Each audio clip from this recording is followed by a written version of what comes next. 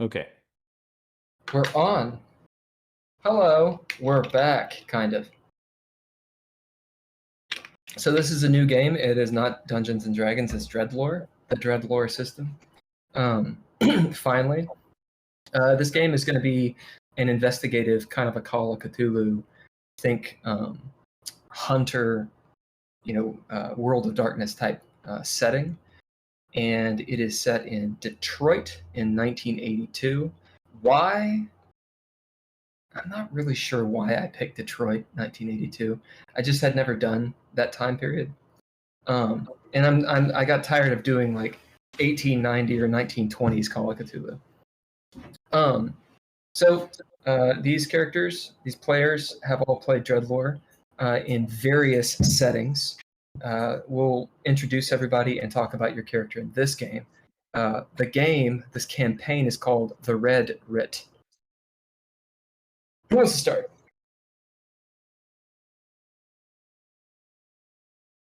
Holker, do that. Yeah. My character's name is Tony Terniak. It's a weird Polish name, but that's what happens when you're Polish. Born in 1951 in Detroit, son of Polish immigrants. They were devout Catholics. And as Tony grew up, Tony realized he wanted to be a priest. So he entered the seminary in his late teens. This was wholly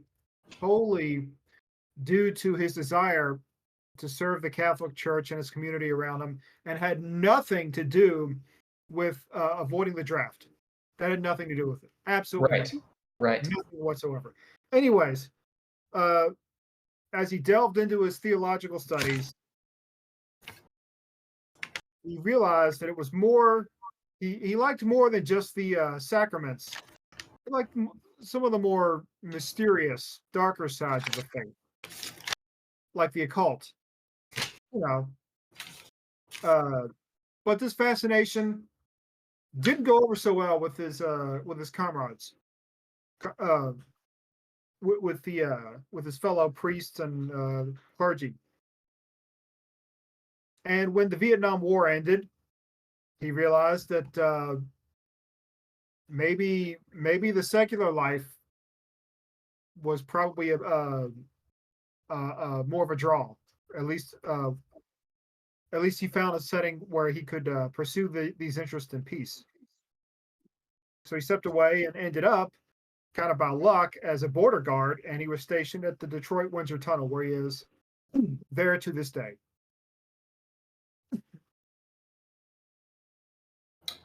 And say a little bit about yourself as a player, and then we'll just move on to the next person. As a player, oh, damn it, I don't know.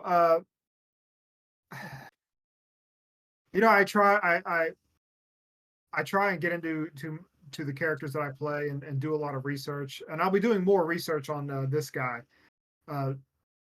Also, kind of in connection with my day job, I would also like to create and maintain Google Earth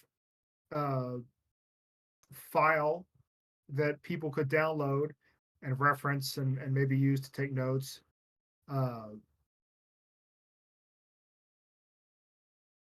Yeah. I also occasionally make a pun. What? Just one or two.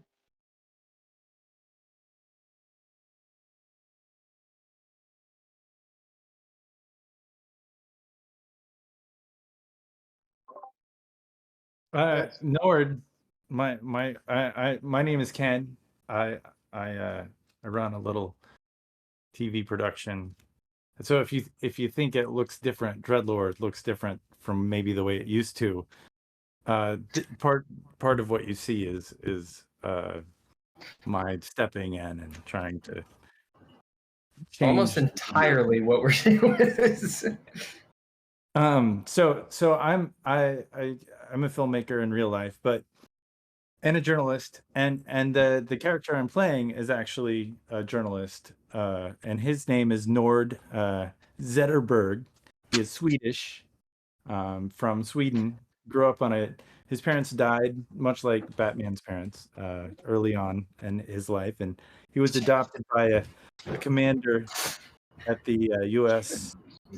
Army base in Vidsel, Sweden, where he learned about journalism, and then decided to travel the world because, if you've ever met a military brat, they're just kind of all over the world. Um, Years and years go by. He finds himself addicted to opium in northern India, where he hears some electronic beats off a cassette tape, and here it I guess it's like what you call Detroit techno, and so it drew him to Detroit, the techno scene in the early 80s. But he's very much off the opium. Is Now it took him a while. He got very sick, but it is a he found himself working for this News of the Weird, like Inquirer magazine, and so he's kind of researching all this to put into the newspaper, so that these stories can be seen and heard by other conspiracy theorists, or whatever you would like to call it. I mean, I feel like people need to know what is happening.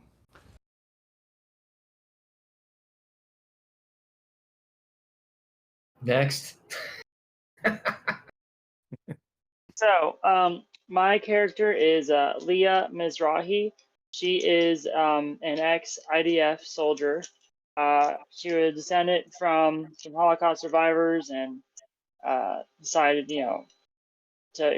did her duty to her homeland, and served her country for most of her life.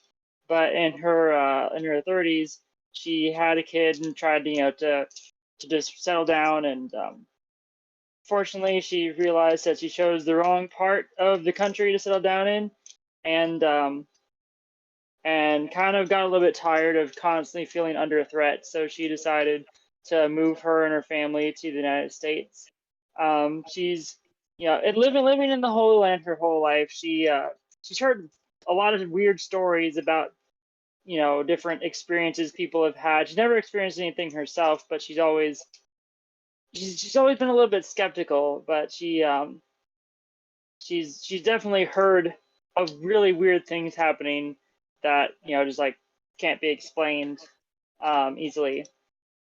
And yeah, that's about as far as I've gotten for that. I am Andrea Elliott Johnson. I am I've only been actually playing any kind of real RPG for the last 2.5 years since we did the Richmond Fay game. So yeah, that's about where I'm at. I am Drizzle. This will be the first long-form DreadLore game I've ever played. All my other DreadLore games have only been one-offs that have lasted 1 or 2 sessions. My character is Simon Vincent. He's a 43-year-old private investigator. Right out of high school, he joined the police force. Made his way up to detective and spent most of his career as a detective. About 7 years ago, him and his partner, Albert Fox, got caught the case of a serial killer they were calling the Hemlock Hoodlum. They chased them down, and we got a lead close to figuring out where he was. And during that time, my partner officially went missing. All leads dried up on the Hemlock Hoodlum, and I spent 2 more years on the force trying to figure stuff out before I could take early retirement. And then he took early retirement, and has been a private investigator for the past 5 years. I should have done that in character voice to practice it, but I thought too late.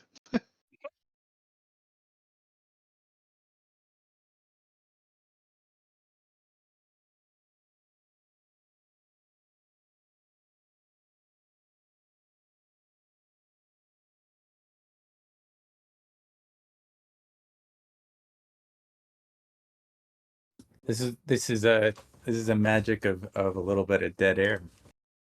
I think we're still getting the kinks worked out on our live stream setup. So that's exciting.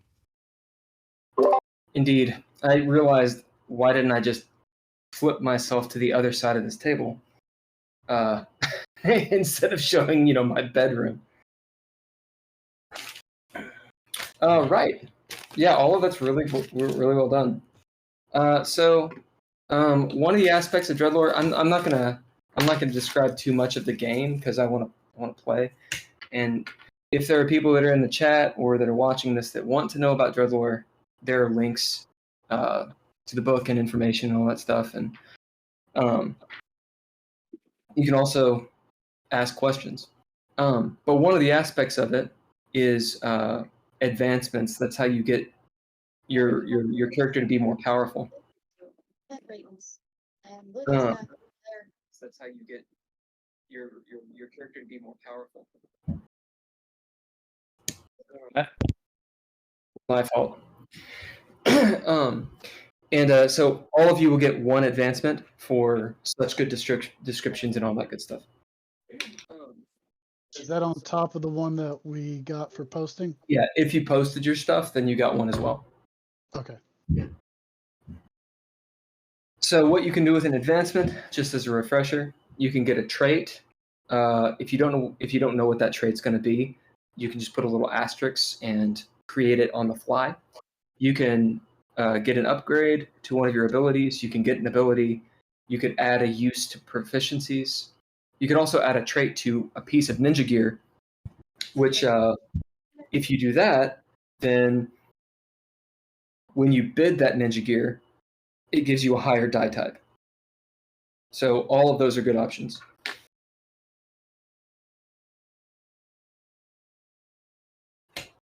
All right. Jizzle, what is your guy's name? I was moving tables when you said it. Simon Vincent. Say it again.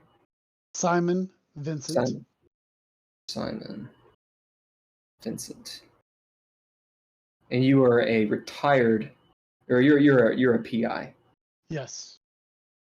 Retired cop. Awesome. I feel a little naked without music going. Normally I would be setting a mood. So maybe at some point, if we're all using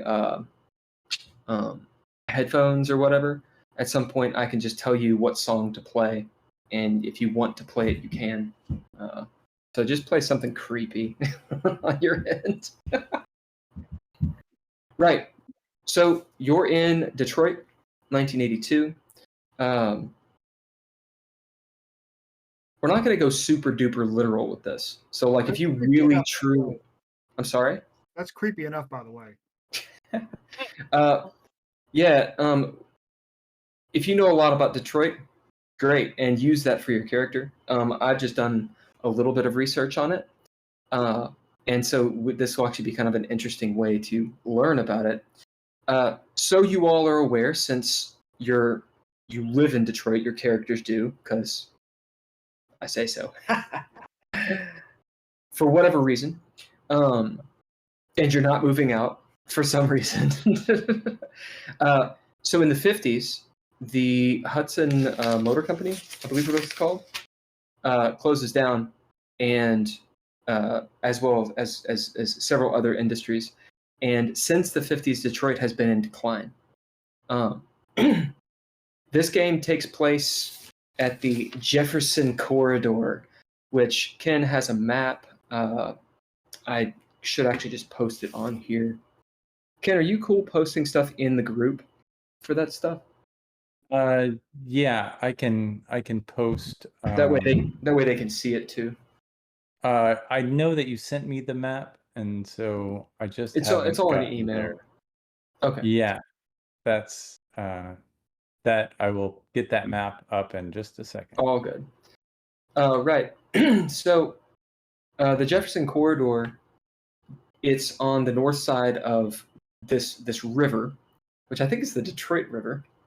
And it's kind of like a boardwalk. It's this really long boardwalk that at one time was very affluent, had a lot of businesses and such. Now it's been 30 years of decline. So it's a bunch of shitty shops, 7-Elevens, liquor stores, dive bars, abandoned buildings, and all that kind of stuff. And that's the main area that this game takes place. In the center of this river, just across from the Jefferson Corridor, is this island, and that island is called Bell Island, Belle Island. So these are things all of your characters know. There used to be a bridge to Bell Island. Now you can take a ferry, and there's like a shitty bridge, but there used to be like a really nice one that eventually caved in and stuff. When he posts the map, you can see a few of the areas. Get my silly notes on too small paper really quick.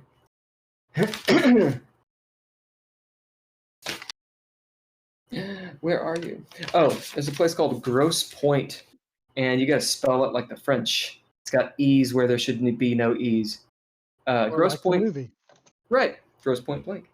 To the east, so the Jefferson Corridor leads to this place. There's a place called Grosse Pointe. It's the still affluent, like the rich part of town, or one of them. And then to the west of Jefferson Corridor, so this is several miles long, and you have docks and all those sorts of things. If you've been to a river town, you know what I'm talking about. That is like right on the edge there. There'll be some stuff there as well.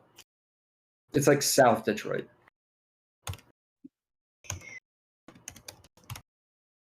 I think you have to look at the Twitch feed to actually see the map. Let me pull that up. That's my bad. I was on a different computer when I sent you this stuff. Oh, it's fine. I would have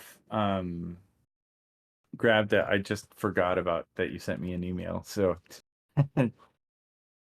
typically I would have all this stuff in. I don't know where my brain was at. But I'm pulling it in now. And that's the magic of technology. The technology. Right, so I'm posting a couple stuff too in the actual Discord. If you guys want to see this stuff. So you see the Jefferson Corridor, and just to the left of it is downtown. Downtown is a shithole, but it's not as crime-ridden for the purposes of this game. Okay. Right. We're going to start off. It's nighttime. Remember, you have a plug on your character sheet, which is the reason you're staying in the game. So just keep that in mind. Or if you haven't decided it, try to figure that one out. And your major and minor goals as we go forward. Start out, it's nighttime.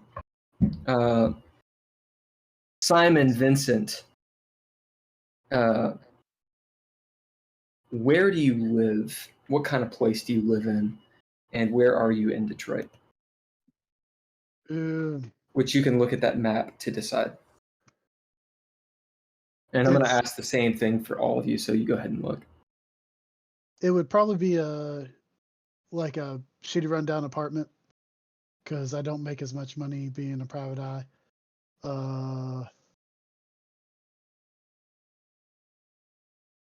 would it be in maybe Midtown or Jefferson Corridor? Which do you think would fit better with? Either one. Let's go Probably- with Midtown. Yeah, Midtown is a little bit better. Yeah. You're at your shitty apartment, counting the roaches on the walls and such. Lights are out. We'll say the boob tube is on. The cathode ray tube television, right? And it's very 80s. You'll see, like the big hair reporter talking about some bullshit going on in the Middle East, because there's always that going on. Lots of propaganda. It flips back and forth between a Reagan speech. I believe Reagan just won in '82. Is that correct, Holger? Or he's been for a couple years. His first term started in January of '81. Okay. I think the country as a whole was undergoing back-to-back pretty severe recessions in the early '80s. So there you go. And he's talking about how, it's going to be way better. Trickle-down economics, all kinds of stuff. This new band has come out, U2, and they're playing, their songs and such. You can hear through the paper-thin walls and concrete of this, we'll say, 5-story building, with like the rickety fire escapes that no one would ever use in their right mind. You can hear people shouting and yelling, very stereotypical. They all have like the northern Midwestern accent, and pots and pans, etc., clanging. Someone's throwing a glass. Who's one of your neighbors? Rebecca Foster.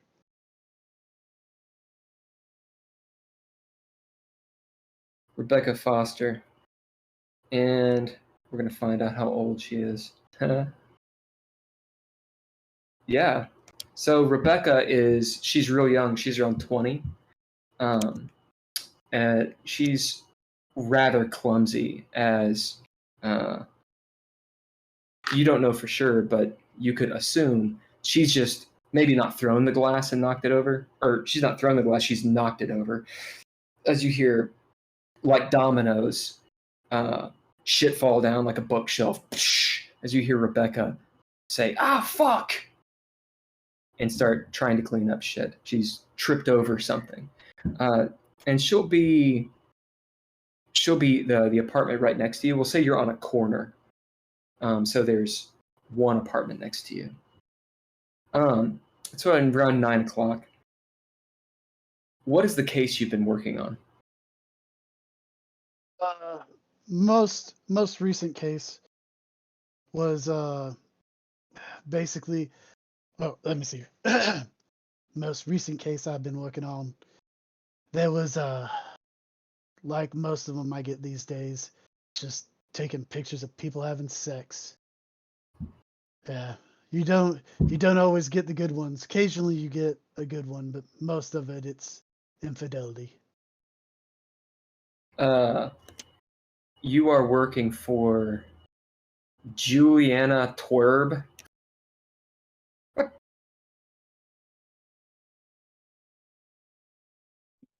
I love these generated names. Juliana Twerb. She's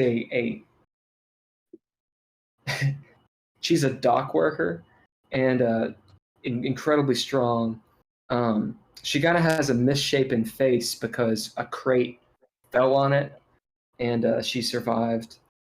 But she's rather pissed off because she thinks that her husband, this will be her third husband, is cheating on her.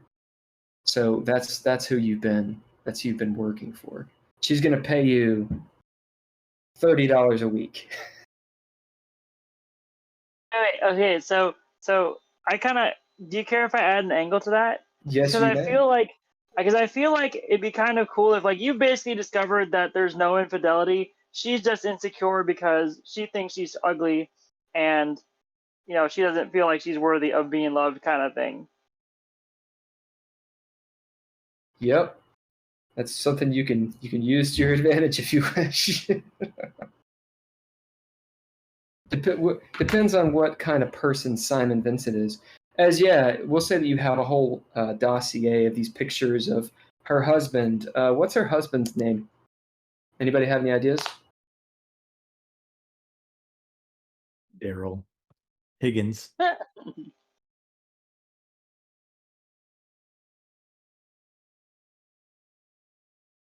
Daryl Higgins.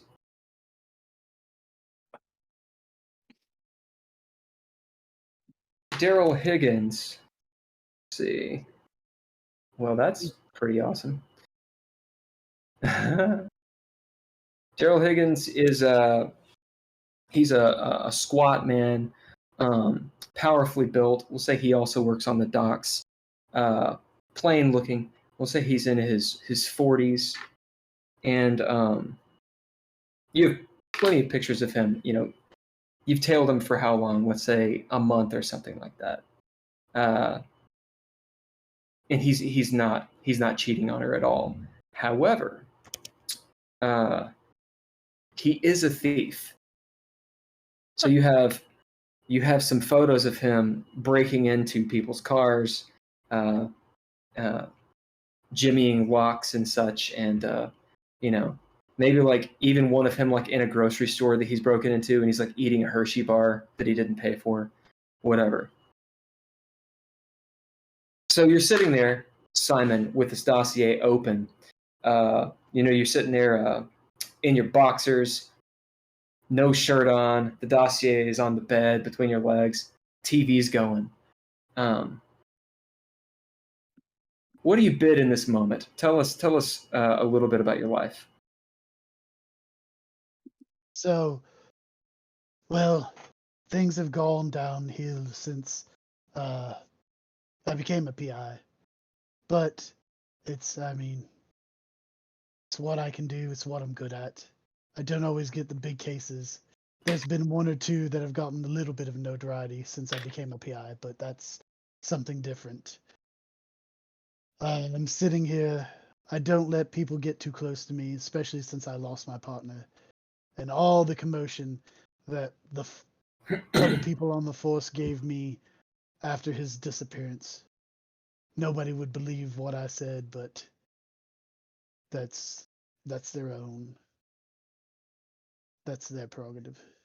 As you're sitting there, the TV scrambles to white noise. It does that whoop whoop whoop whoop whoop whoop thing where the screen flies by. It garbles and then just turns to white noise. I'm gonna bid stubborn and get up and go, stupid thing. Start messing with the rabbit ears and smacking it on the side. You are a child of the 80s. Back. I've got to get it back working. You are definitely a child. You're definitely a child of the 80s. As you give it a thump on the side, and it comes back. As it does, it flips a couple times. And for a moment, you see as though there's a camera on the inside of the television looking out at you. You see yourself standing in front of it in your room for just a moment. And then it goes back to the reporter talking about how cold it's going to be. I didn't think I had that many whiskeys, but who knows? Yeah, you look around the room and someone roll me a d4. You want to do it, Hunker, or do you want me to do it? I'll do it. I rolled a 1. You see one bottle of Jack Daniels. There's just a little tiny, maybe a half a drink left in it. As it skitters across the floor, maybe as you turn, your foot hit it. I'll pick it up and finish it off. You do. It tastes like Jack Daniels. As you drink this thing, you hear yet again a crash from Rebecca Foster's room, and then a scream. Hey, We're going to move to Nord Zetterberg. Nord, where do you live in Detroit? It's probably a good question. I would probably live in a vehicle of some kind. Maybe an old 1970s. I guess it would be newer at the time, like a VW bus. It's something that does not drive. Yes. It's reliable, and you might be able to fix it. I don't know, maybe not. But The Libyan definitely- van. I know what you're talking about. van life. 100% van life. Van life way before it was cool. Yeah. Oh yeah. So do you live in a van down by the river? Yeah, just right there. Probably. Where's that map? Yeah, is that the Jefferson corridor? Is that? Yeah, it's that Yeah. whole thing. And in That whole- fact, there's a much older map that I'll post as well. This is more of a detail of Bell Island, and it gives you more of an idea of the different lots and stuff around. This map that I just posted is like, you'll notice it's all in French. It is, I think, from like the 1800s. So Detroit was not built up at that time. But anyway, that gives you a little bit of an idea. Oh, so you all know, when you're looking at the colored map of Detroit, down at Jefferson Corridor, the big island, that is Bell Island. It's not written there, or it's not labeled, but that is Bell Island. Down by the river. This is the French map Yes, that I've pulled up. I see. Right. So you're in your van. We'll say that you're outside. You smell the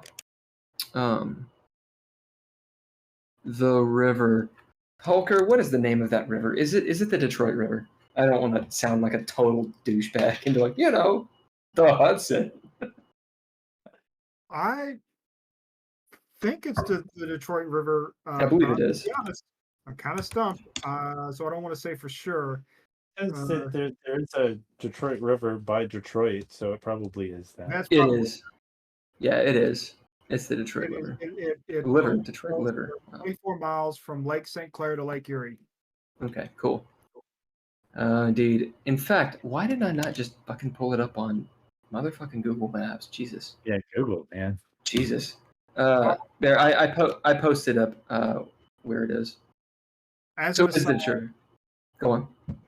as an aside, I'm going to work on a way for maybe one of us to host a Google Earth file that others can access, and hopefully have it be dynamically updated whenever. That'd be I need it. awesome. So That'd be awesome. Yeah, give me a few days. Cool. So we'll say Nord. If you look at the Google Maps version, zoom in. The Rivertown Warehouse District. We'll say that you're all the way at the water, right around there. So you get a good view of Bell Island halfway across the river. You're sitting there, nighttime, right around 9:30 or so. It's a cool night. We'll say that it's in the 50s. Oh, fuck that. Let's say it's in the 40s. Oh, by the way, sorry. I had it in my head, but I didn't tell you all. This is early spring. So it is before the spring equinox. Yeah, it's before the equinox. So it's like 40s. You smell, the water. The warehouse district, so it's kind of like in San Francisco. You smell the water, you smell the wharf. Just fish smell and algae. And you're sitting there taking a leak in the wind. It's blowing that way. As you got your van going, what's the music that's playing in your van? It's probably very minimal techno, just like a doom doom doom doom doom doom. You got a cool place. Craftwork. Craftwork. No, the Detroit the techno scene was going in the late 70s, so they were doing some techno. Yeah, we need to throw some of that on here if we unless it's copywritten. I can look for some techno music. Yeah. Anyway, you're standing next to your VW, draining the old lizard, listening to your Detroit techno. As you hear the foghorn, I believe, of one of the big tankers, the forlorn echoing across the river basin and such, and look out and see, in fact, there's this massive ship moving with crates all stacked, as high as buildings. What are you doing after you finish pissing? Well, if it's 40s, I'm probably going to take a breath and maybe look around, see if anybody's noticed that I'm sleeping in the van right there. I would imagine. No, you look around. You're in this the Rivertown warehouse district. Maybe at one time, maybe even a time that you remember, this place would have been bustling. But most of the buildings are abandoned. People have moved out of the city. Sometimes there'll be like gang-related stuff that occurs up here, but it's pretty basic. Imagine the place that they live in, Fight Club, where it's like across the street from the paper factory. Like it's just for a mile in every direction, pretty much no one around. We'll say that you can see with the city lights and everything, across the way and such, the rickety ass, 100-year-old bridge that actually stretches from the mainland over to Bell Island. You can see some like birds or bats or something flying around over there. What are you working on when it comes to journalism? Well, I think there's like a spiritual thing he got into in India doing opium, and so he's like pictorial, like trying to kind of link, those picture writing around the world, like ancient Egypt to the Thai, like what is that, hieroglyphs, and trying to get a ancient world to see how much communication the ancient civilizations communicated with each other, and if there was any kind of connection, because he's seen a lot of things on opium that brought him into maybe there was a language that's how they discovered writing the languages or something like that, and so he's trying to do a connection, but he's also there's not a whole lot of money in journalism, or at least his extreme journalism, so he's using the music of this as a sort of psychedelia to What's one of your flaws? Opium addict. I'm going to bid that flaw for you, as we're going to say that you go back to your van and you have the pipe, the opium pipe. You look down at it and can see where you've smoked a little bit of it. Maybe you had just like how much do you have? Someone roll me a D4. He's trying to quit. I know. 1. You got a 1? Yep. Yeah, you have. You said 1, right? Mm-hmm. You have a little nug of opium, like the opium paste crap. We'll say it's not very good, and you just took one little hit off of it, maybe in a moment of being in the vibe, and before you even know it, you took that hit. As you look down and you're holding the opium pipe, What do you bid to not get down and dirty? To not cough. Well, he is No, to not continue smoking the pipe. You can do one of two things. You can bid and just do it, or you can throw down against a threshold of 0 and get past it. It's up to you. Sure. I would say, he's durable. His physicality is durable, so he's going to try and just be like, it's an addiction. So he wants to, he needs to, but it's like, and that's how he gets. That's how he finds his creativity. That's how he finds his sees fit. what he needs to see. Yeah, that's how he trips. That's how he As you as Nord, you are looking at this pipe. Your hand maybe tightens up around it as you put it back, letting it go out. Feeling, the strength in your muscles and how good you felt over the last couple of weeks of not smoking. As maybe even you go back outside, despite the cold, to just kind of distance yourself from the pipe. As you're out there, you happen to look across the river and you see perhaps a light. You're not really sure. Some sort of white light on Bell Island near the coast of it. It's a couple miles out. I think it's a couple miles. No, it's not. It's about a kilometer out. So 2,000 feet.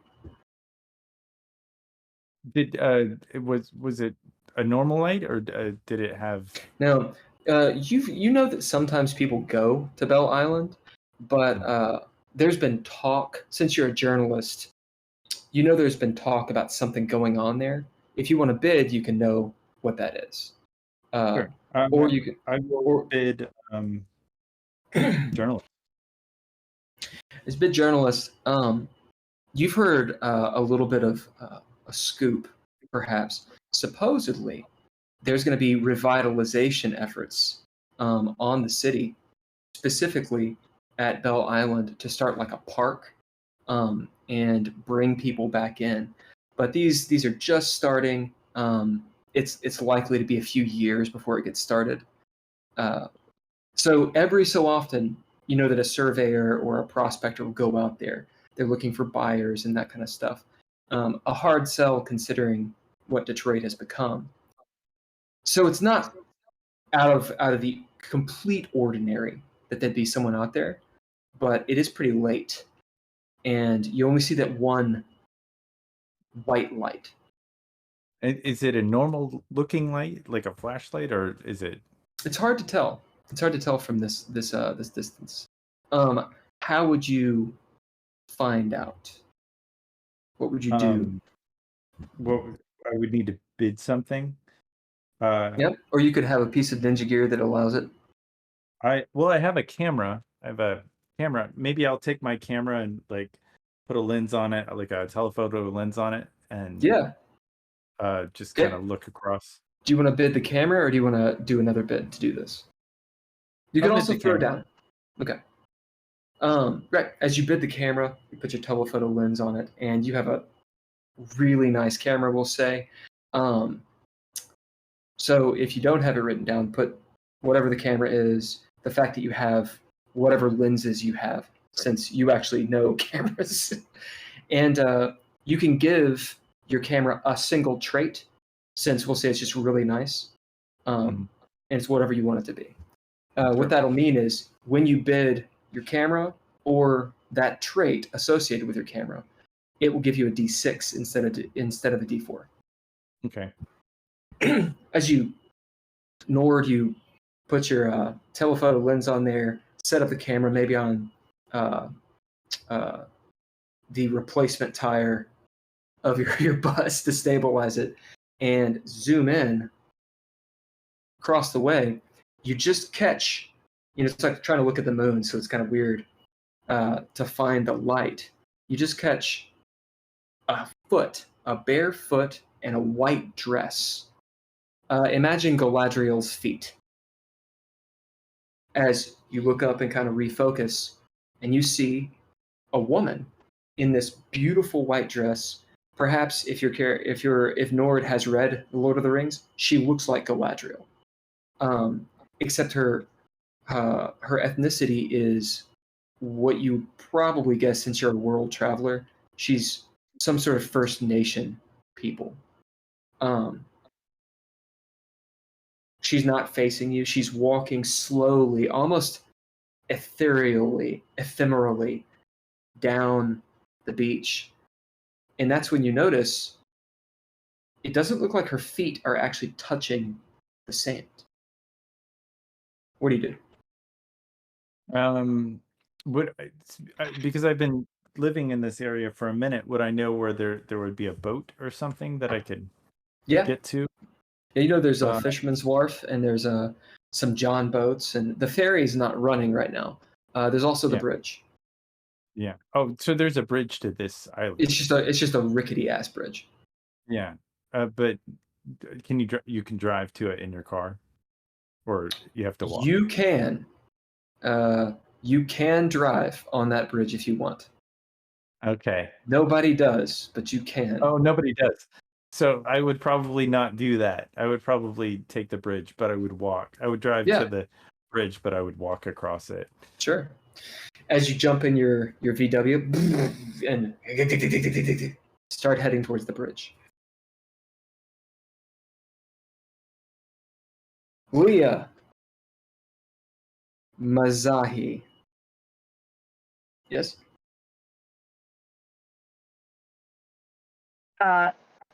It's Leah Mizrahi. Mizrahi? Yeah. Mizrahi. No.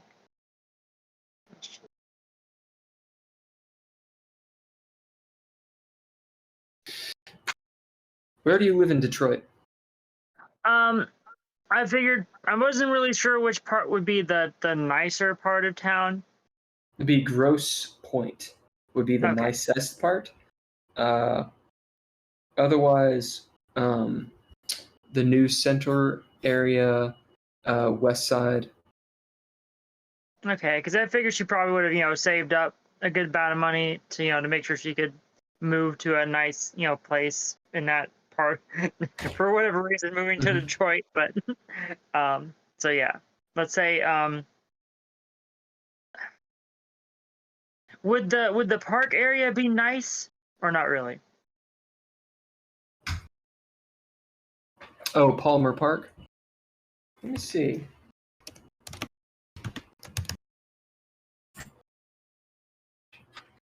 It looks nice right now.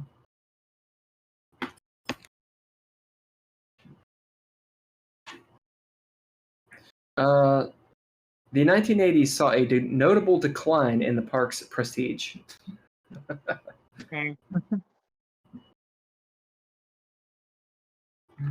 Let's say that's where she lives. So we'll go with that. So let's say that you found a pretty nice apartment, still in Palmer Park, maybe the southern part of it.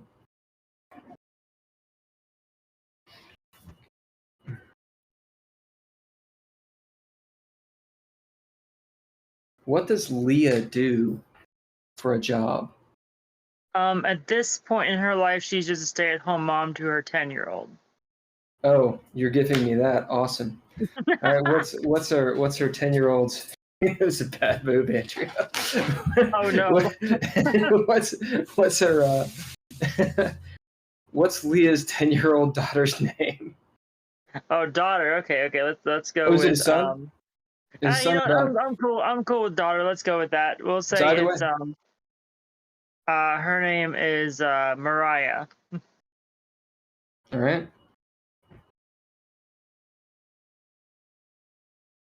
Awesome.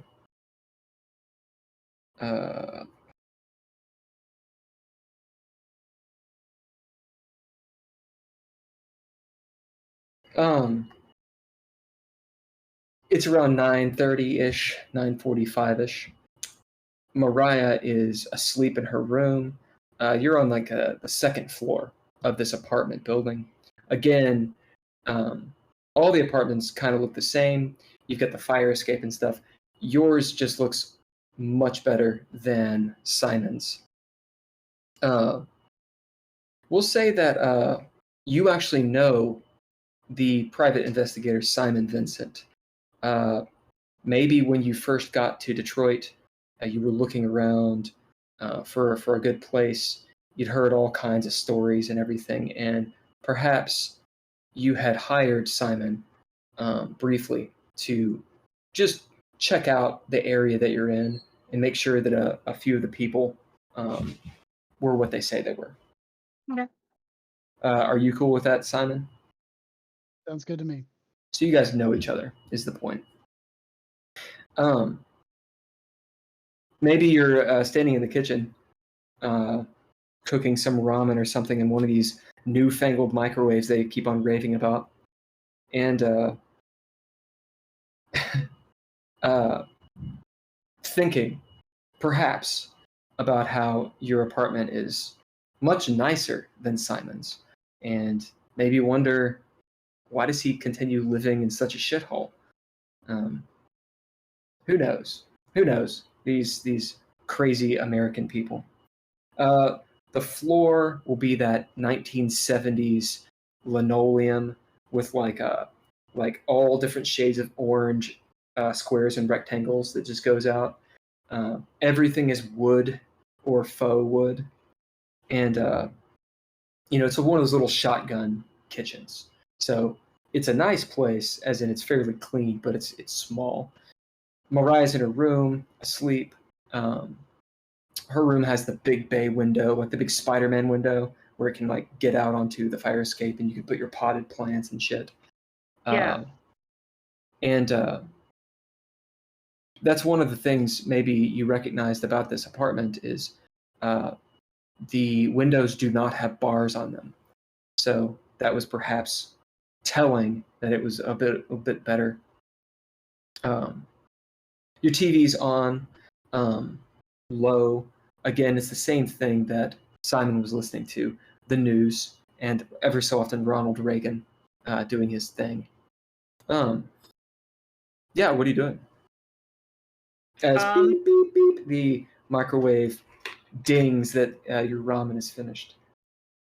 Yeah, so I'd probably just be getting after hearing the microwave go off, I'd probably I'd pull out my kitchen drawer and grab a fork and go to the microwave to grab it out of the microwave. Yep, you do. Get your ramen, you're ready to rock and roll. Sit down, maybe get do you drink, or are you more of a soda person, or what? Probably more of a soda. Yeah, you get a tab out of the fridge. I don't know if I ever even had a tab. Like It's awful. They're really not good.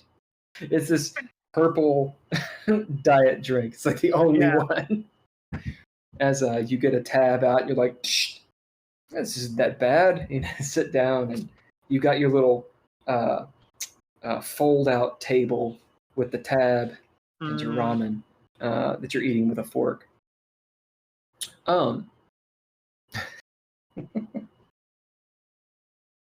you're a stay-at-home mom. You've saved up a little bit of cash, and Detroit is not expensive. However, the landlord does keep on raising the rent. We'll say you've been here for several months.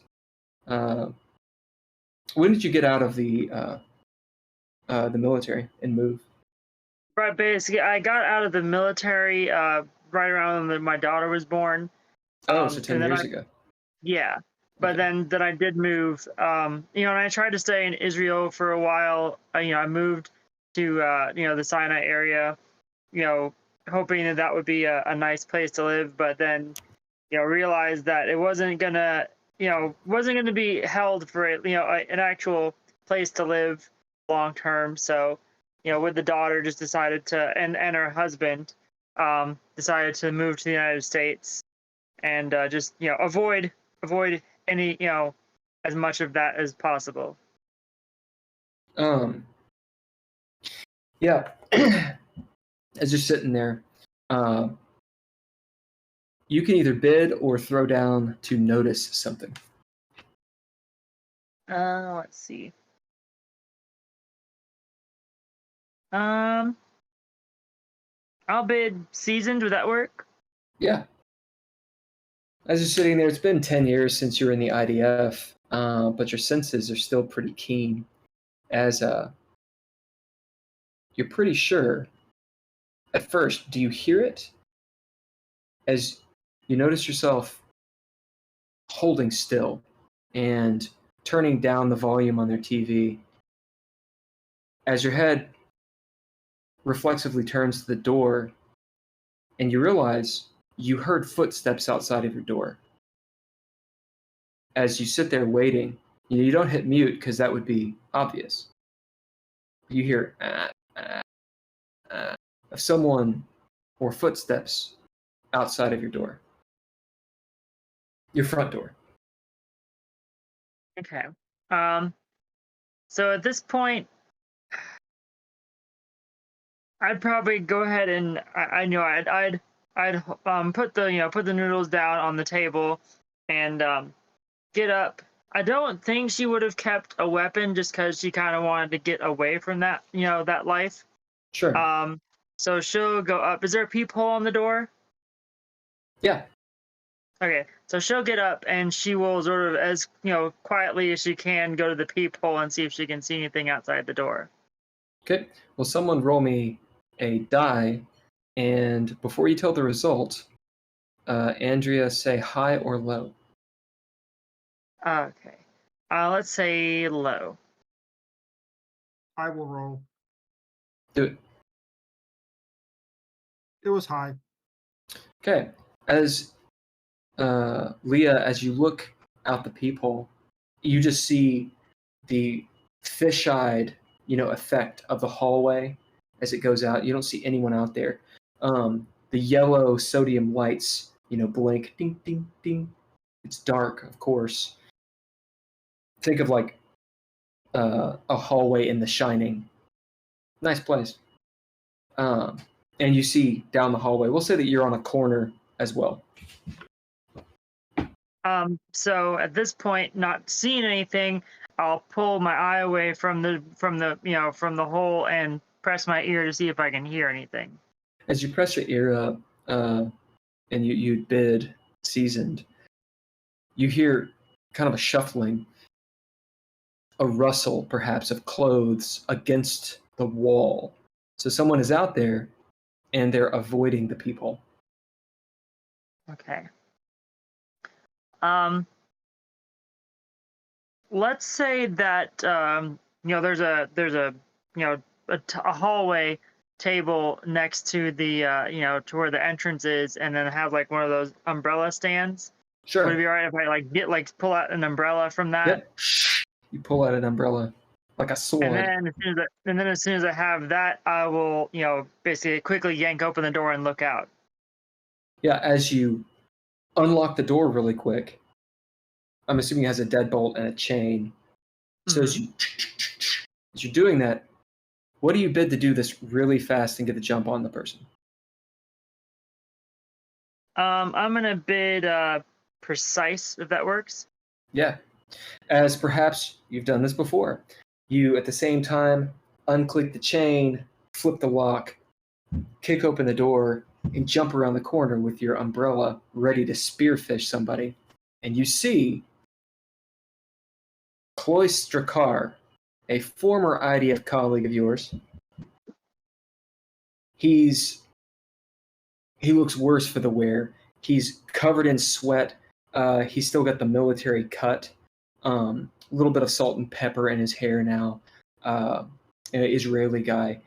A leather jacket that's all bound up. You see in his hand, he's holding a pistol. And his arm is protecting his center body and smells sweat and blood. As you do this, he looks up with these wild eyes that maybe he's on drugs, maybe he's drunk. As you've startled the shit out of him, what do you do? I'll slightly lower the umbrella and say, "What are you doing here?" As you see him, his hand shaking on the gun, he doesn't have his finger on the trigger. But as he kind of like raises it just ever so slightly, he blinks looking at you. Leah! And he falls forward. I'll run over to basically to catch him, yeah, to keep him from falling all the way over. As he's like halfway passed out. And as his arm falls, you feel the hot blood run down your pants. As he is very injured. What the hell? And so I'll grab him by his shoulders and start trying. Is he aware enough to help me, or am I having to drag him into the house? You're gonna drag him. You gotta drag him. Okay. So I'll basically start dragging him into the house. Someone roll me a D10 or a D12, and before you say the result, Andrea, call high or low. I got it. I'm gonna say low again. It was low. As you drag this former colleague, Cloise, into the room, shutting the door, just as you hear the elevator ding and a couple walk out, but they don't see you. I will, deadbolt and chain the door again, and then start trying to pull him into the kitchen where I know, the floor is cleanable, basically. Yep. Because I can tell it's going to be messy. As you do, he's sitting there kind of mumbling and such. He looks up at you, puts his hand up. He's dropped the gun.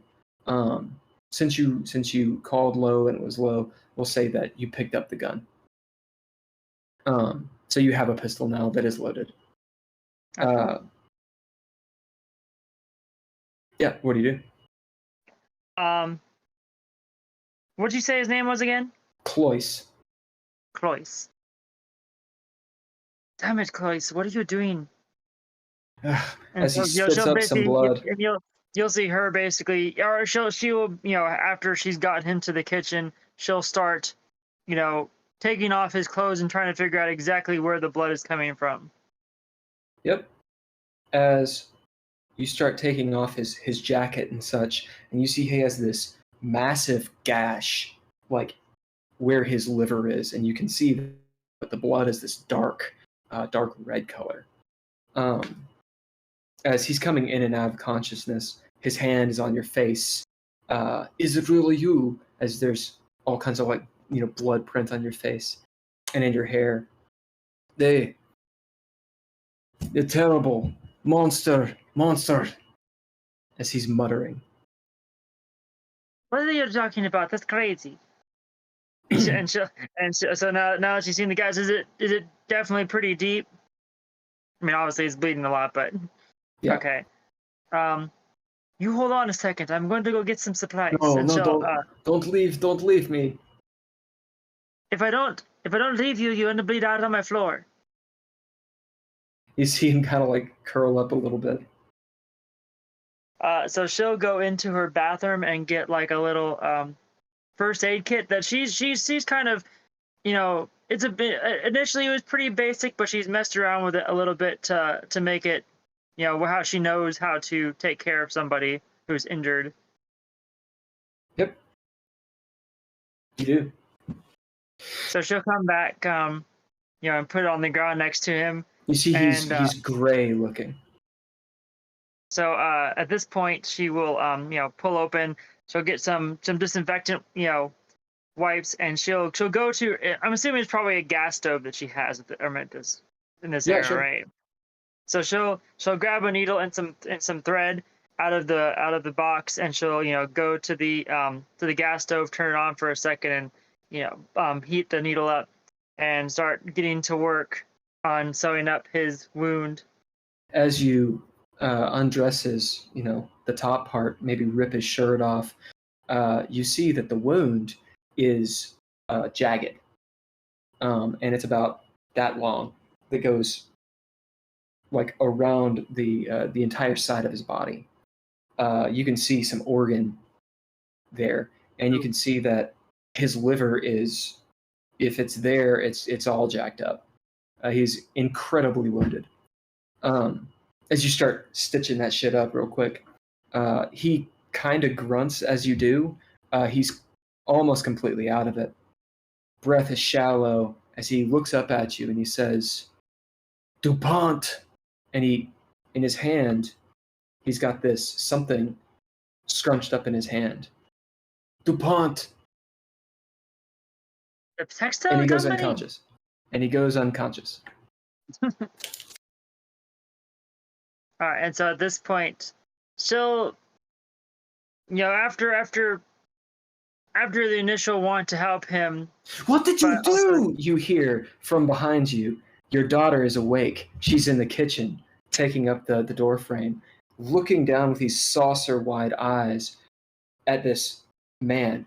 "Is he dead?" I don't know, but I don't think he has much time to live. "I will call police." And she runs over. Do not do that. Ding, ding, ding. This does not She's- look good. She's Hang it up. holding. He's ding, ding, ding, ding, ding. She Hang hangs it up. up. She does. Honey, "Mama, go why have sit you done down. this? What have you done Go to sit this down. man?" Go to the couch and sit down for me for a minute. I will explain everything. As she turns around and stomps towards her room. All right. And at this point, realizing fully, grasping the extent of the injuries, she'll realize that there probably isn't much that she could do for him, even if she got him to a hospital right away. Who knows? Pretty bad.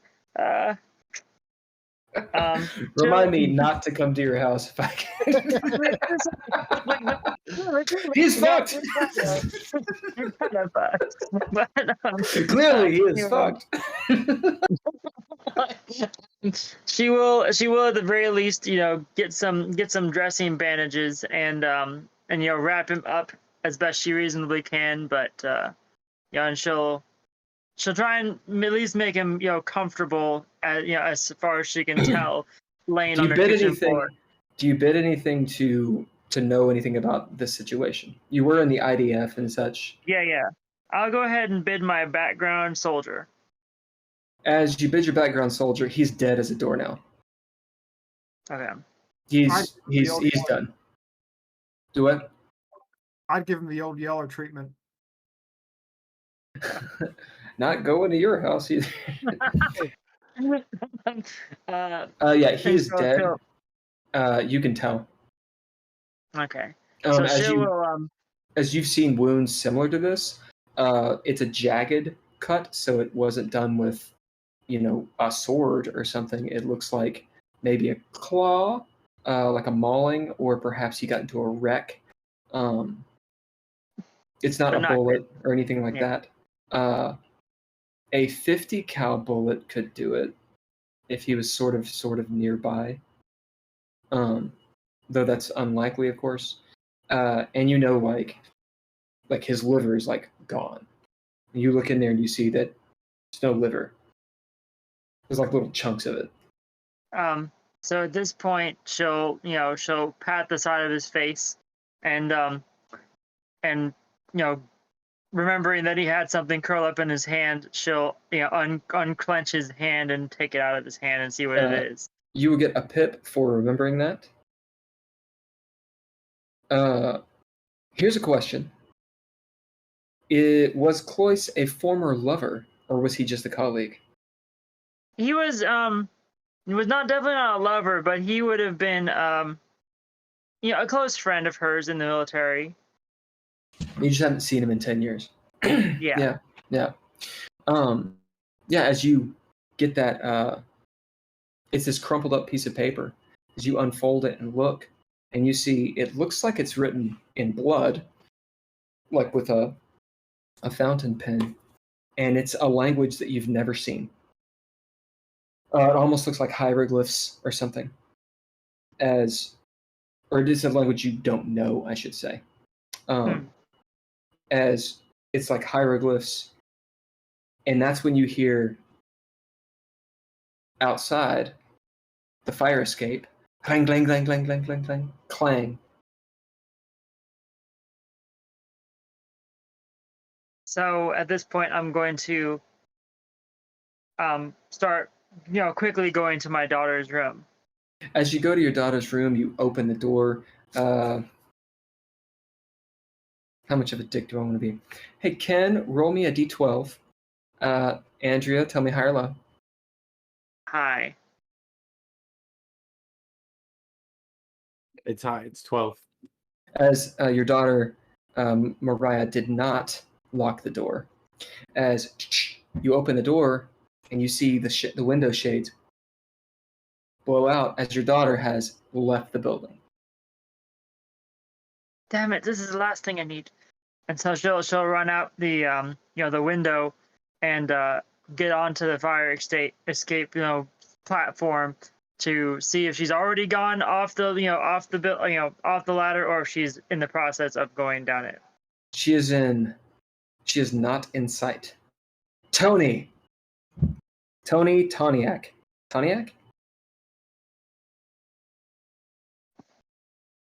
It's Tony Czerniak.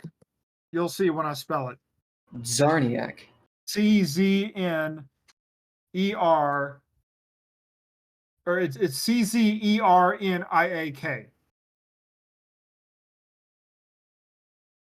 Get it right.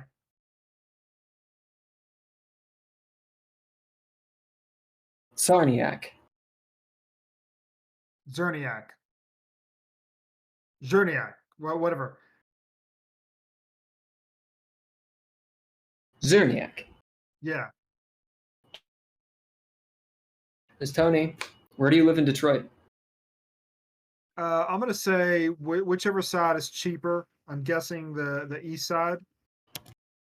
We're gonna say that is exactly where it is. You live in the same building as Simon Vincent, a few doors down from him. All right. Do you guys know each other? I would say maybe only in passing. He may not know me, but I know him. Well, I know everybody in the building. At least on paper.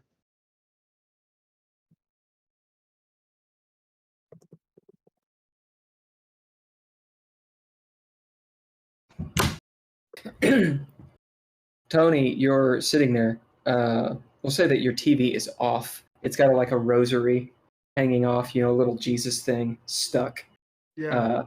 glued to the top of it. Think like Boondock Saints. There's some Orthodox style imagery on paintings that you have hung up, like little images of like the Garden of Gethsemane and such, and maybe a bookshelf with a bunch of your seminary books and whatnot. Beyond that, it's a fairly Spartan apartment that you somehow keep clean despite you being in like the shithole of a building that Simon lives in. We'll say that you've heard rumor, people murmuring here and there that the cockroaches don't come near your place, nor do the bed bugs, because of your faith. Others say it's because you're Polish. I say it's because they don't want to get deported. Oh. Yeah, we'll say that you're reading a paper, back when people used to read papers. And you see that maybe it's on like the third or fourth page where the obituaries are. There's been another killing. It's been, there's quite a bit of crime at this time. But this is another young person who's died, be a man in his 20s. As you sort of skim through, one thing that does catch your eye is a missing persons report, and it's rather big. Like whoever paid for that section in the newspaper spent quite a bit of money. Let's say it's like half the page. The missing persons report. That's like a whole gallon of milk right there. It's man. Let me find out who it is really quick. As you read, the missing person is Gabriella or Gabby DuPont.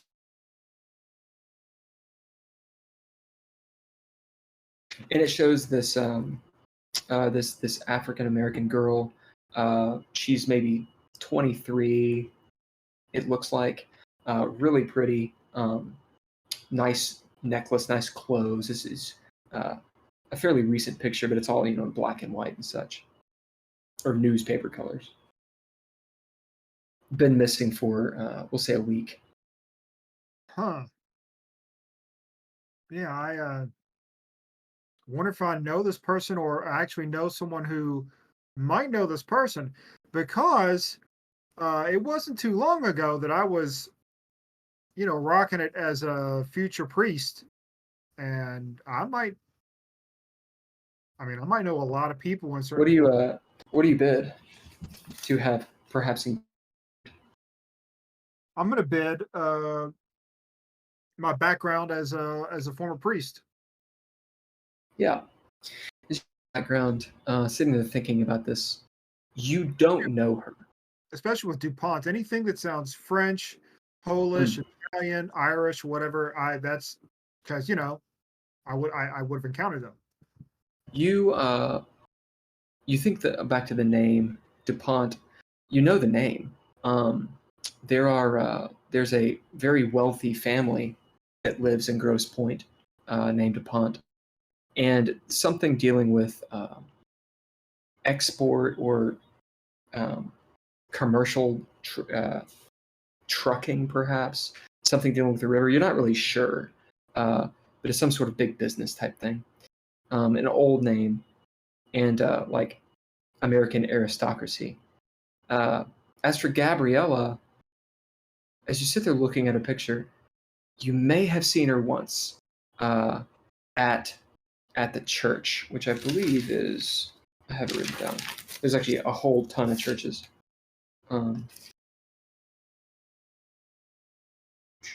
St. Columbia Parish is the one where you would have been. Saint who? St. Columbia, which is in the Jefferson Corridor. You're sitting there, as you think about it, you're pretty sure you did see her maybe once at church.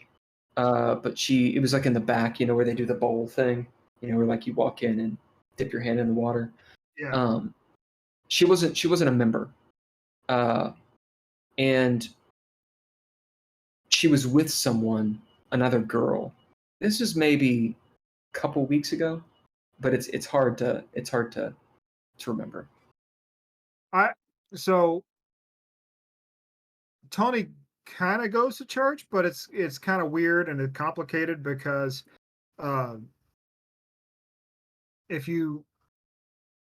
Tony didn't leave necessarily on bad terms, but Tony just left. It's like there's a whole process through which you can not be a priest anymore. You didn't do that. No, I mean, didn't do anything to get him like totally kicked out and shunned or anything like that. But he just was like, all right, well, I'm done with this. Bye. Yeah. That's but it's And how long has it been since you were a priest? Like an active priest? Probably it's been probably maybe 5 years or so since I. Oh, okay, so we'll say that you had been priest. You'd gone to church just to kind of scope out the scenes. Maybe in the last month or two, you've been there a couple times. perhaps even for confession, and then you saw her, you think. The thought does cross your mind, maybe, that your friend or your neighbor, Simon, may be on this case. Perhaps it's something that he's investigated. When you hear a crash and a scream from a neighboring apartment. Wonder who that could be. So the action at this point is on Simon, and because you guys are in the same scene or the same encounter. What are you guys doing? I'm going to bid calm.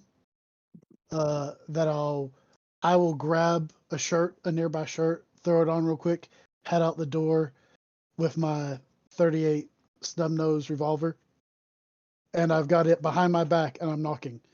Miss Foster, are you all right in there? What are you doing, Tony?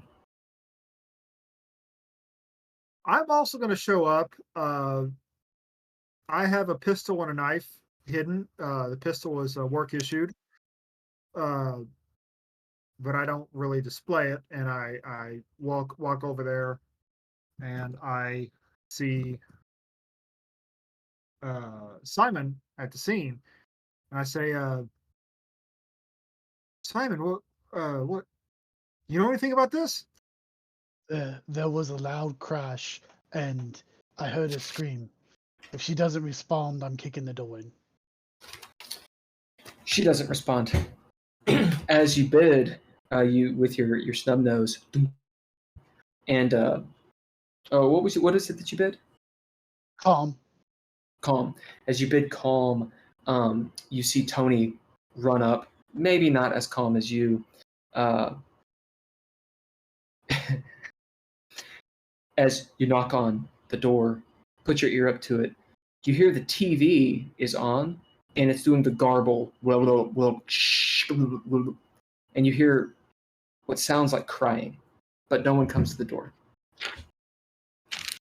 Okay, since I hear crying, instead of kicking it in, I'm going to go grab my lockpick. Yep. And I'll be Tony, like, what are you? Tony, hold on. I'll go grab a lockpick. I hear crying, so she's not in that much danger. I can pick it and get in. That's fine with me. I'll stand here and wait. As Simon, you go get your lockpicks. In that moment, Tony, one of the doors opens next to you. It's old man Rogers. You know, he's right around 1,000 years old. He's got the oxygen thing, you know, that he's carrying around. As he looks out, what's with all that noise? Is it you? I don't know who it is. Damn it! What did you hear? Have you seen anyone? I heard the crashing and the screaming like normal. You heard someone else in there? Fool! Dumb dullard git, as he slams the door. Simon, you get back with your lockpicks. Okay. So, I will bid street smart to use the lockpick. Yep. As you pop the lock in, like, you know, takes about 45 seconds. And it comes open. Ken, will you roll me a d12? And Drizzle, tell me high or low. Hi. It is high. It's a D. It's another 12. I don't know how that's, but there we go. As Rebecca Foster had not done her chain thing. So as you pop the deadbolt, the door opens, you see it's the same model apartment that you have, although hers is, she has OCD, so it's immaculately, everything's placed and ridiculously clean. There's a little table that is glass and it's broken, you see rolling at your feet half of a coffee mug, and there's coffee everywhere. And standing in the corner of the room next to the window is Rebecca. She has her weighted blanket up to her face, and she's crying and closing her eyes. The TV is blurp, blurp, blurp, blurping in front of you. Miss Foster, it's Simon from next door. Are you okay? She looks up. Either one of you can bid or throw down, whichever one wants to get through to her in her excited state. I'll bid strong. So I'm going to be a strong presence for her to comfort her. As her eyes immediately fix on you, they don't even seem to see you, Tony. She edges around the room away from the television until she gets to you and just collapses into your arms, crying. It's possessed! It's all right, dear. Tony, can you get some water for her? Why, of course. I go over to the kitchen and find a cup and run some water. The kitchen, again, the sodium bulb is on in here. It kind of flickers as you walk in, all the way to the back where the sink is, and rummage around trying to find, a cup. It's like any person's kitchen that you walk into. You're like, nope, god damn it, nope. Okay, there it is. As you get the cup and get some water, as the lights go out, and you're in relative pitch darkness. You can your eyes are starting to kind of acclimate. The door to the kitchen swings shut. Like, just swing shut without any assistance or anything like that? Sounds like it. Maybe. You don't know. Do the lights go out just in the kitchen or the whole apartment? Just the kitchen. Okay. Tony, quit She's fooling like, around in there. It's possessed. Turn that damn thing off. She says. I didn't close the door. You closed the door. I'll reach up, or can I reach the TV, or do I have to get up off the couch with her? You can get over there. Okay, I'm just going to turn off the TV and then You go do. back to comforting her on the couch. As it turns off, you put her on the couch. Tony, what are you doing? I'm gonna go over and I'm gonna say You're still in the kitchen. I'm gonna walk out of the kitchen and As you're walking out of the kitchen, the light comes back on, and all around you, on the floor, on the ceiling, on the cupboards, everything, is scrawled this red writing. Looks like it's scrawled in blood that's dripping everywhere. Hieroglyphics of some sort. Just as that happens, lights flicker again, and it's all gone. did you see that? Where's her water? I have an empty cup, and I said, "Well, I can go back into the kitchen again, but We're trying to calm her down. What's the problem? problem is what's not calming her down. That's the problem. There's some sort of poltergeist." It's a ghost. It's a ghost. She goes on and on and on. Leave it to a border guard, and I will go up to the kitchen and get a cup of water and come As back. You do. You come back as you're sitting there. She accepts the glass. She's drinking it, and she says, I don't know what happened. It's just the television started. She looks up at both of you. You'll think I'm crazy. Just relax, have some water, tell us what happened. Catch your breath first, no hurry, let us know. The reporter woman was talking to me. Who's a About reporter what? woman? I don't know. She just said my name. Now, and then Rebecca, and then smiled at me. Rebecca is a very popular name. Could it have just been that she said it, or did she say to What do you you bet? directly? I will bid. I'm gonna bid. Let's see here. In this moment, I'm gonna bid distant. Hmm. Because Yeah, it's as you say that kind of hand waver a little bit, she doesn't really seem to like being dismissed, but at the same time, what you're saying is kind of obvious too.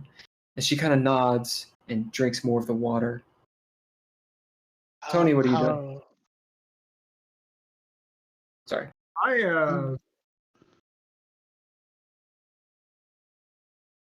I'm gonna actually try and look at the wall where those red hieroglyphs were just sort of appeared, and see if there's any evidence that anything's left. Yeah, Simon, you notice that as you turn and look where Tony is, he's back in the kitchen, staring intently at one of the cupboards, like moving around on it. Tony, you don't find anything. Nothing. I did. I point out to where all the runes were, and I said, "Look, some writing just appeared here, and then just went away, and it's in a language I don't know, and I'm a priest, or was." Well, maybe you just think you saw it when the lights flickered in there.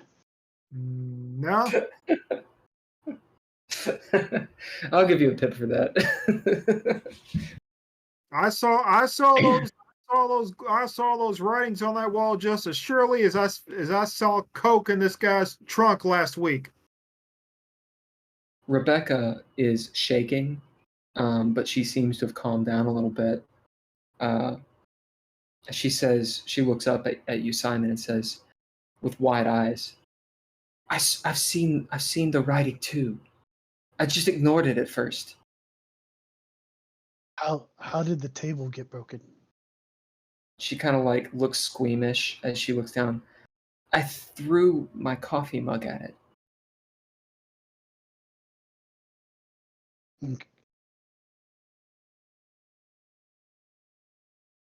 Nord, you get to the bridge.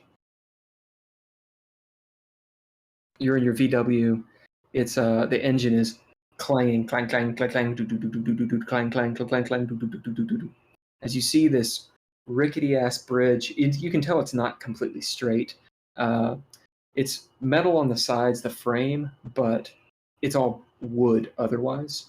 There's a big condemned sign on it. Do not drive across. You know that it used to be used for horse and carriage, and people do use it. They'll walk along.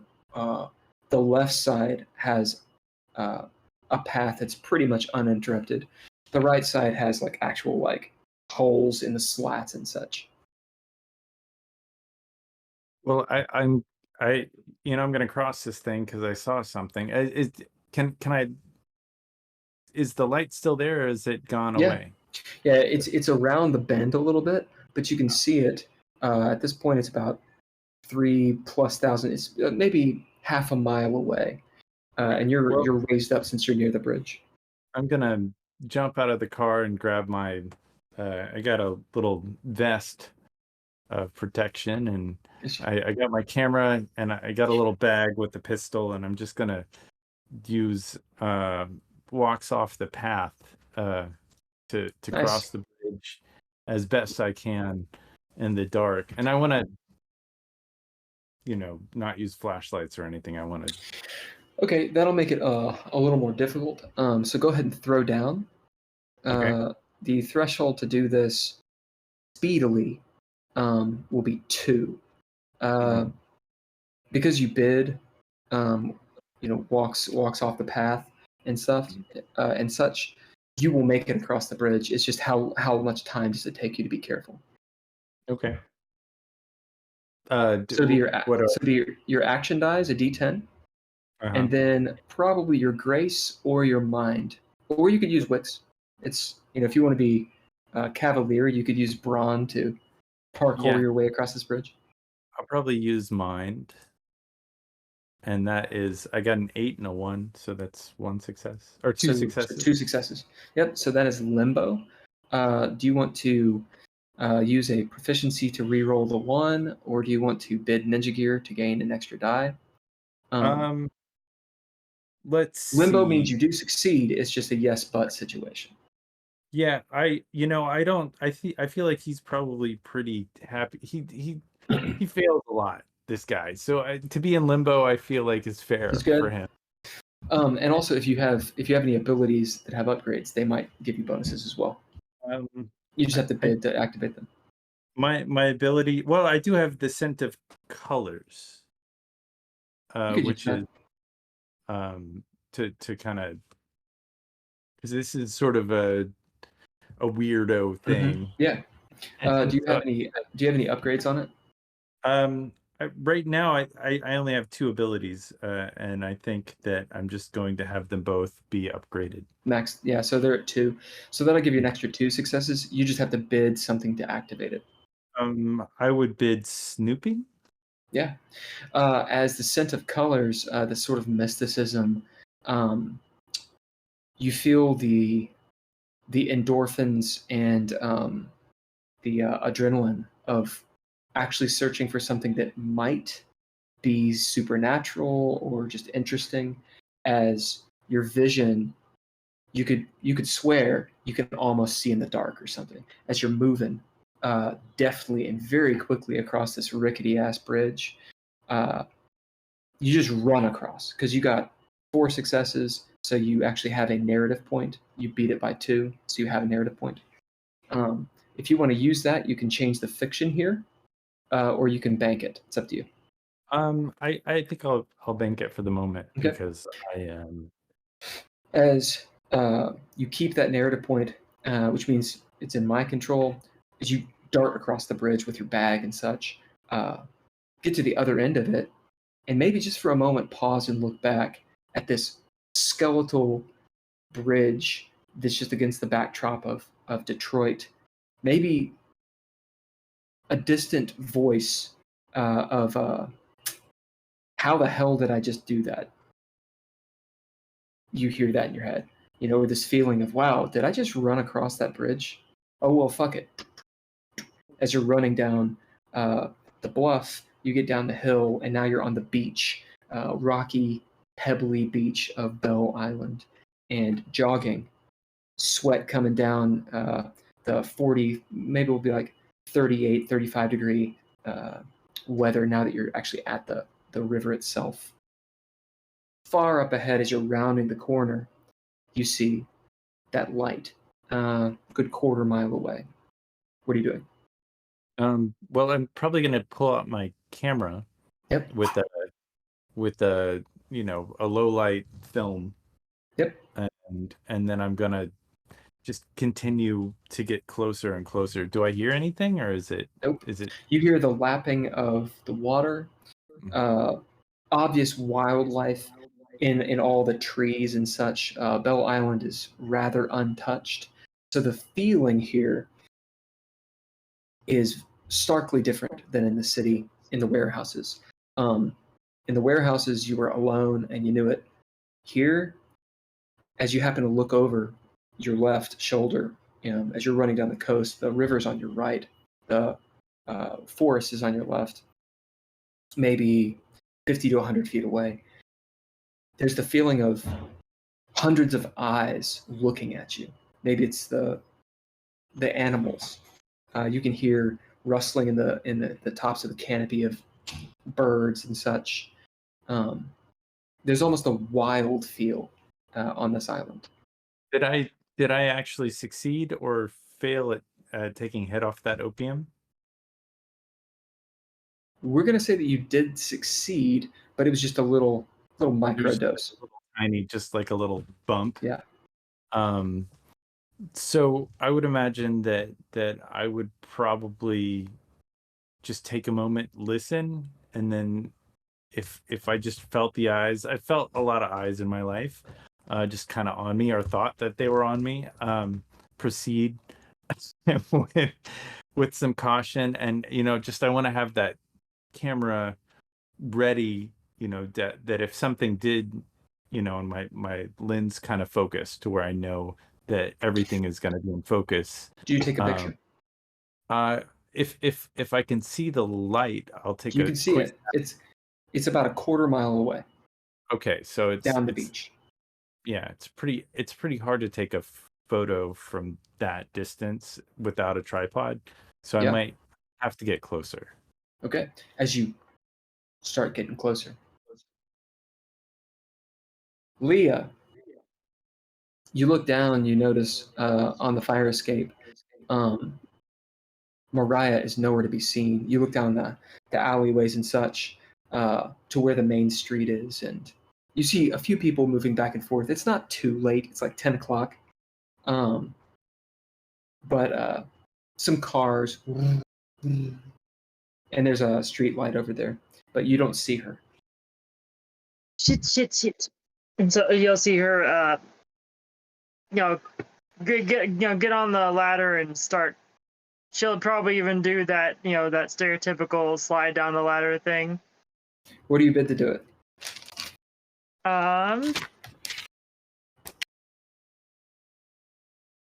Oh, what is it? Adaptable. Let's go with that one. Yep. As describe what that's like. If someone were to see you, what would they see? You'll see her sort of, flip around. Is it just one of those straight down ladders? Yeah. Okay. Well, there's so a you'll little, see her. There's a little landing and then the ladder. Yeah. Yeah. So you'll see her basically, get around, get ready to look like she's going to go down the ladder, and then she'll grab the sides and put her feet on, on the others. It's hard to describe visually. I can see it in my head, but you'll see her hold the sides of the ladder and put her feet sort of off to the sides of the ladder and just start sliding down it. Zing! As you pop off, when you get to the bottom, you land, of course, next to a bunch of trash bags, because there's always trash bags down there. You note that the ladder itself has not been lowered, so it's still in the upright position. But as you drop down, you drop a good 8 feet, kind of hard, and you're down there, but you're okay. So I'll get up and try and look around and see if I can tell at all which way she might have gone. There's only a couple directions. One is to the main street. One is down the alleyway, which would go between the buildings, the apartment buildings, to a side street. It's pretty much it, unless she went up. I'm going to assume that since she was asking about the police, she probably went to the street side, given that would be where the most people are. Sure. So I'll start in that direction. As you start huffing at that direction, you get to the street light, looking around. What do you bid? For this one, I'm going to bid Mom. All right. Bidding Mom, doing the wild scan. You see a bus on the far side of the street stopped, and you don't see her, but you see her feet getting onto the bus. Oh, you've got to be kidding me. So I'll start hoofing it towards the bus. All right. The bus is going to leave before you get there. How do you make this happen? What do you bid? Ooh.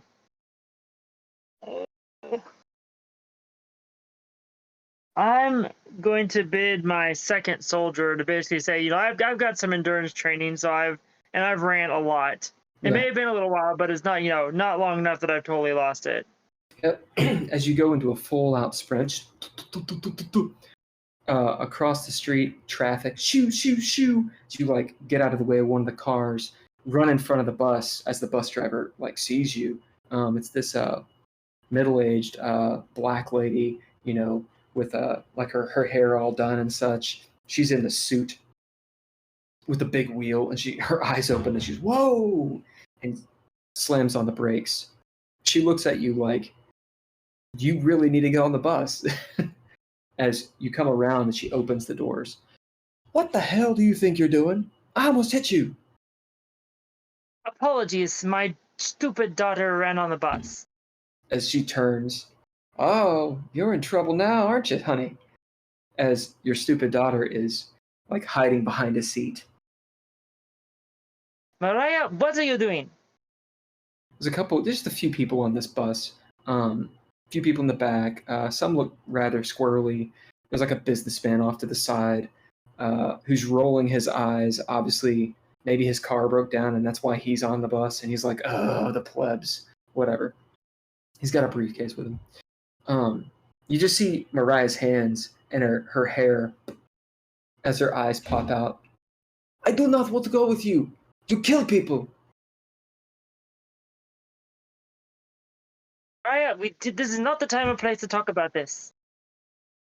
The bus driver sitting there with the wheel, she looks up at you. She says, I've got 3 myself. I understand. You probably just need to get her. Yeah, thank you. And so I will reach up. I'll go up to the seat that she's in and grab her by the wrist and say, "Let's go." As you grab her by the wrist, and she goes, no, and you pull her up, all of the lights in the bus go out. It's oddly dark for just a moment. You feel, you're still holding on to your daughter, and she's trembling. And she says, Mama, what's happening? In that moment, I'll basically pull her close to me and sort of wrap my arm around her to to secure her as I'm looking around to see what's going on. Suddenly, all the lights flash really bright, and you see all over on the chairs, on the ceiling, on the floor, blood red hieroglyphics all over the place. Your daughter screams. The lights go again. The bus is gone. You are both standing in the middle of the street together. What the hell? And in that moment, I'll remember the piece of paper that I got off my dead friend, and unroll it to see if it looks like the same thing that I just saw on the bus. It does. What is that? Going on? This was on the man that you saw. He was my friend. Is he dead? Yes. Did you kill him? I did not, no. She looks at you like maybe you did. What are we going to do? I don't know. We need to get back to the house so I can look over him again. Annabelle knows what to do. She said this sort of thing is witchcraft. Who is Annabelle? You realize your daughter has misspoken, that perhaps she did not mean to tell you of this person that she knows, as she clams up. No one. No. This is not the time for this. Way too many weird things are happening. I need to know. Are you going back to the place, or where are you going? Or are you standing in the middle of the street? At this point, I'll hold her, wrist and start saying, we need to get back to the house, first and foremost. I don't want to go there. There's a dead man. As you see, a couple people are walking by, and they kind of like look and keep on walking. I understand, but it is the only way we are going to figure this out. As she doesn't resist. All right, and so I will, yeah.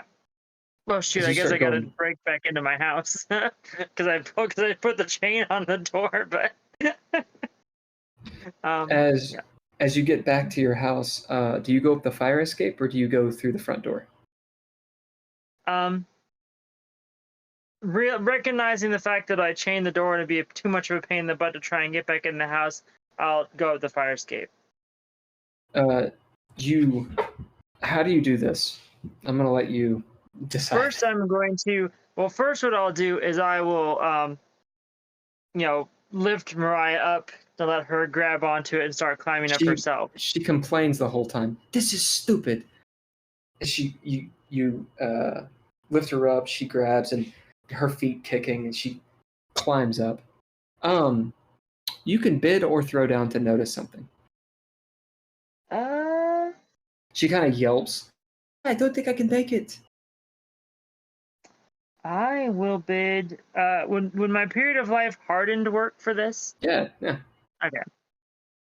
As you bid hardened, and you're watching your daughter as you realize she's putting on a show that she can absolutely get up and down this fire escape easily. And in fact, it dawns on you, she's done this before. As you realize she probably escapes from the house quite a bit. And she's like kicking her feet like, I don't think you have to push me. I can tell just by the way you're moving that you're not being serious. And she looks down, dropping the act. And she says some curse word in Israeli and climbs up really easily. So at this point, I will look around and see if there's anything, that'll give me a reasonable boost up to just sort of get up there easier. You can probably move a trash can or something, but your daughter, who's now at the top of the at her room, she says, "Just go around front. I'll let you in." Oh no! I'm not letting you out of my sight again right now. So I'll pull a trash can over and jump up to the ladder. And you get up and inside of your house. The house, all of the electricity is off as you get in there. And there's a weird smell. It almost smells like water. Do I remember leaving at least a light or two on? As far as you know, you left it on. And I will put my hand on Mariah's shoulder and pull her behind me, and this time I'll actually pull out the gun. What you doing with that? Why do you have a gun? Quiet.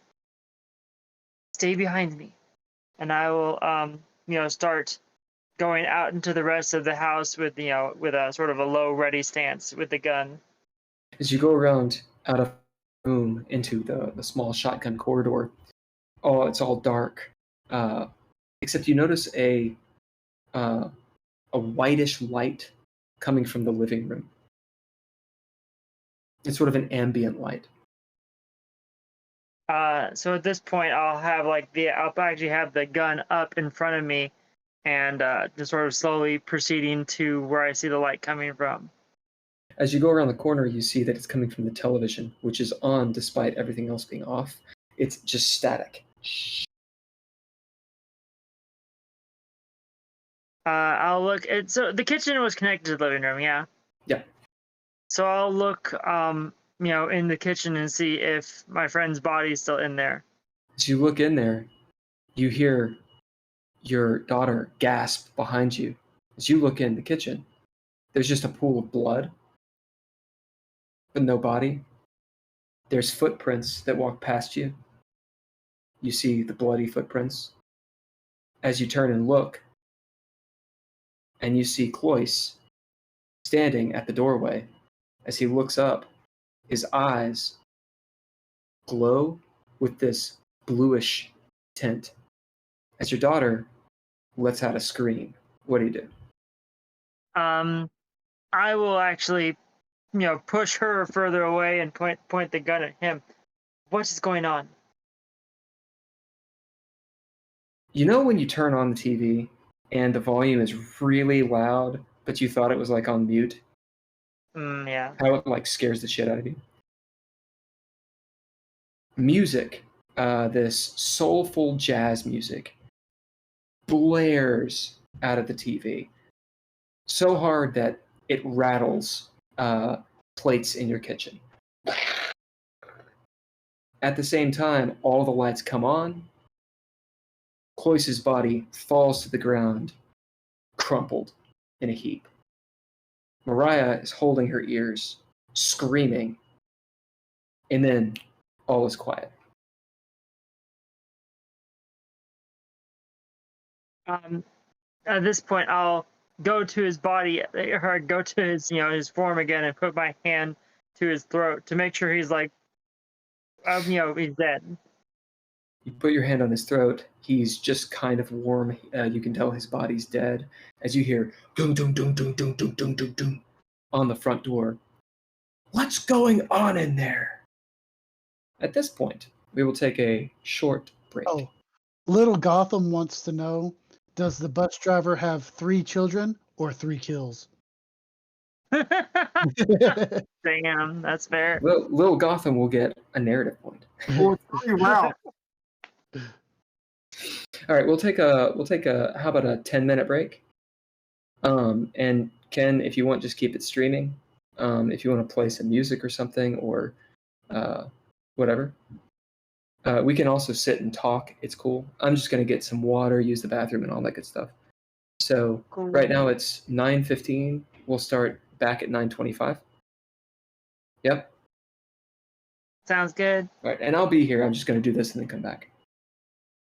Cool. All right.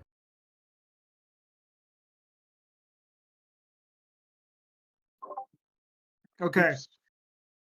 So what I want to do is I want to create a Google KML file, which is something you can read either in Google Earth or on your browser. Okay. And it will be something that you can add place names to, kind of like a spatial wiki. You can draw a polygon in, or you can add a place mark, and you can denote certain things in the game. It's just a way to keep track of it, and hopefully I can do it in such a way that all of us can update it. So if one of you has something that you want to update with your character, or you want to add something of note, you can just do that, and it'll show up when everyone else reads the same file. Ooh. Can you guys hear when I'm typing? Do I need to mute? No. Okay. I just wanted to make sure where I'm taking notes and stuff that you're not hearing clankety clank clank clank as I type.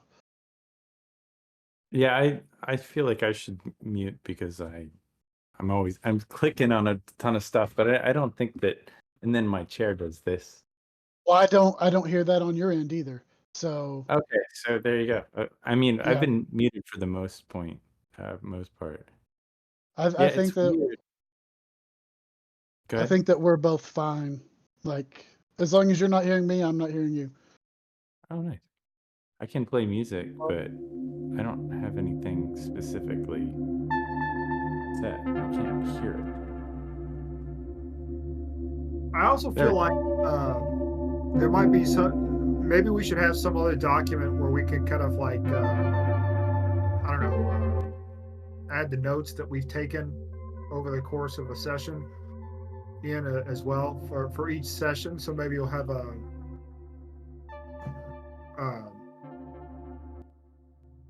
session, and then you'll have an entry by each player, what they saw, and I don't know. We can just sort of keep track of it that way. Sounds And good. if you want, I can look into that. Yeah, if anybody wants to pick out some music that's not copyright, I know that. Well, Bill has ideas,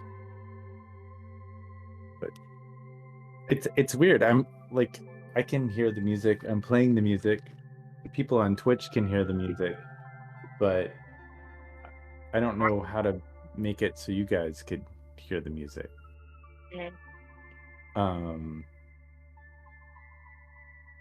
It's kind of like I don't know. I'm not. Catch it on Twitch or YouTube or wherever he posts it. Yeah. It's Let me see here.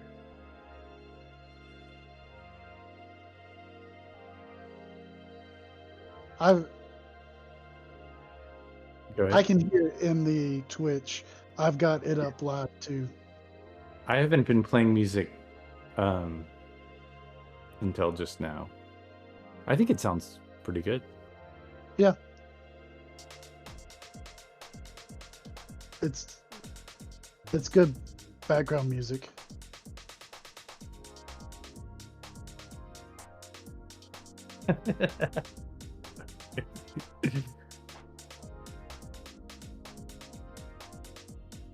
It's hard for me to listen to it and then talk and then listen to everything I just said a few seconds ago. Delay. Yeah. It's weird. Because I hear like it's a stutter. There's a time every time I say a word. So it's hard to monitor. It's hard to monitor that stuff. I don't know think how we- Dav did it. What were you gonna say? Oh, I said I don't know how Dav did it because he used to do that in the old game because he had the Twitch going and he listened to it. I mean, I could play music in here and then it would be heard, but I don't think that's and you know, Bill could probably play music and we would hear it from his end, but I think it just sounds weird if it goes through the, you know, microphones or whatever. He might be able to play something and share his desktop. Well, I think that. if we have like some sort of low ambient music for the stream itself, and then like, because technically we can all, as long as we have headsets, we could just listen to whatever we wanted to in the background through our browser. But so that way it could be different. Or if we did like a 3-hour playlist, and so when we started, we just listened to the 3-hour playlist ourselves, and then have that as the ambient in the back of the stream. Sure. And that would be the easiest thing if we just did like a YouTube copyright free playlist or whatever. Right. We got the bleeps and bloops. I have the music turned down as low as possible, and I'm worried that it's too high, but I feel like it sounds nice. Let me see. Bleepy bloop. So Will, I survived my first PM session. Oh yeah. How did it go? It went fine. It went a little wacky towards the end. And it's definitely gonna be like a couple session game. Like, well, I mean, we only have 2 more sessions we could do, but it ended up with a character like I got pulled into a scene that like I just sort of made up on the fly, with an information broker character, and one of the guys is a species called the Zeltron, and they have like these pheromones that they can get people to make them feel good, like, and make them more pliable to give information. And one of the characters was a Jawa, and it became a weird like jacking off scene where like the Jawa was fascinated by the thing that was happening, so they touched it, and then the guy was already primed, so you know, the gun went off, so to speak. It's just, like, this is where we're going with this today. It's cool. Nice. Was this at the Ren Fair? Yes. Yep. Yeah, I ended up having 6 people Awesome. playing. Yeah, so it was, That's it was a awesome. lot of fun. And obviously, like, because you know, pretty much everybody there was creating a character in DreadLore for the first time, so admittedly, the character creation took a lot longer than I would have liked, but yeah. If you want some materials, if you're going to continue running that, Nigel wrote a bunch of source material for DreadLore for the Star Wars setting, and it's really solid. A bunch of abilities and how the Force works and everything. So if you if you want any of that stuff, you don't have to use it. You know, if you have your own, then that's fine. But he really did a lot of I was work just on it. planning on using it as like a one shot. I kind of just made it up on the fly. Sure. But if I definitely plan to do like more of these kind of things, I'll definitely hit up Nigel for like Sure. the actual information he already worked on. But Yeah, his rules, we essentially play tested the shit out of it for about 2 years, and yeah, it got pretty good. Okay, so where we are right now, this is obviously an introductory session to, you know, the setting and also your characters and how you know each other and everything. And I am absolutely slow rolling it. I hope it's not too boring. But as we progress in this game, hopefully we can do it on Mondays or whatever day is best for you all. As your party sort of congeals to discover kind of what's going on, I think it'll be more action-packed. And I imagine it'll be at least a few sessions, like a handful of sessions long. It's kind of like a mini-series kind of story. Anyway, thus far, you've got Nord Zetterberg running down the banks of Bell Island. Nord, can you hear me right now? Okay, sweet. Investigating some kind of light or something. Also microdosed on opium. You got Leah Mezrahi and her daughter Mariah Mezrahi in their apartment. You've experienced some rather poltergeisty, wacky shit, and there's a dead guy. There's someone banging, actually a couple someone's banging loudly on the door from all the noise.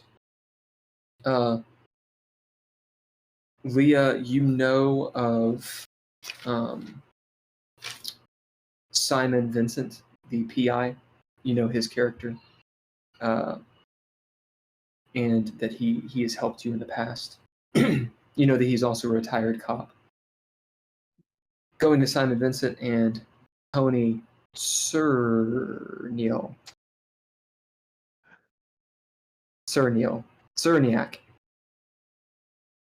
Yeah. Simon and Tony, you know each other just because you're neighbors, and Simon, you know all of these people because you've researched them and snooped on them. Both of you have investigated Rebecca Foster's situation and have experienced, at least Tony has experienced some sort of weirdness that he can't quite explain. And for right now, you have calmed her down. And that's kind of where we are in the story. So you all know, this story will bring you all together. You don't have to stay together, but I will say, if it's a decision between splitting up into individual people or being able to group up, just as the metagame player experience, it's usually better to be in groups because you get more playtime. Otherwise, it's there. You have 4 different scenes versus 2 different scenes or 1 different scene. So it's completely up to you what you want to do. If you want to go solo and Grey Wolf it, totally cool. But keep it in mind. I'm going to spend the rest of the game in Canada. I know. I hate you. So any questions, any notes you guys have for each other, or questions about your characters, or et cetera, go you there forth. We'll take a few minutes to kind of get our heads situated.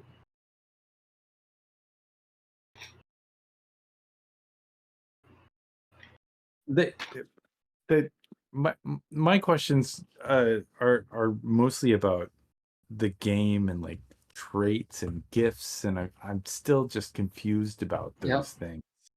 I played this a Basically, couple. Go on. Sorry. No, go on. Like, is like being a shooter?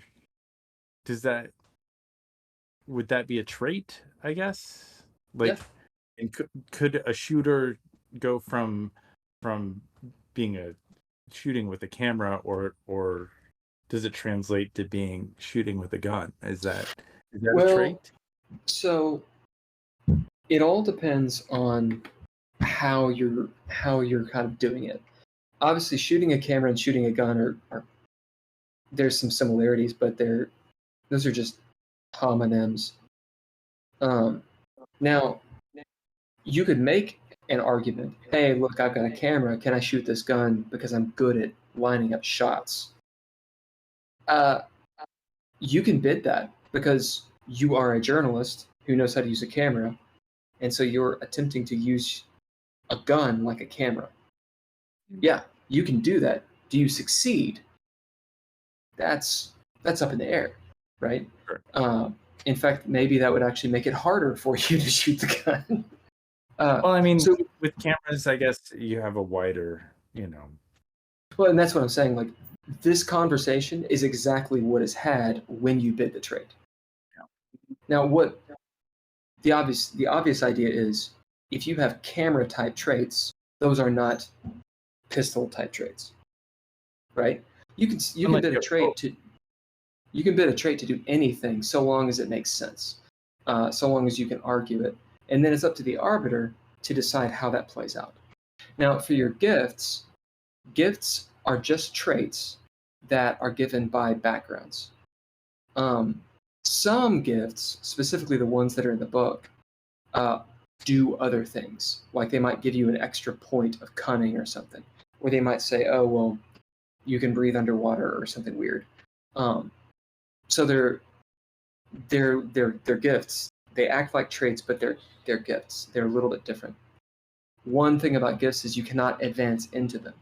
So you set up your gifts when you set up your character, and that's what they are. Whereas traits, you gain them as you do. Yeah. Okay. Cool. Right. Anything else from the people?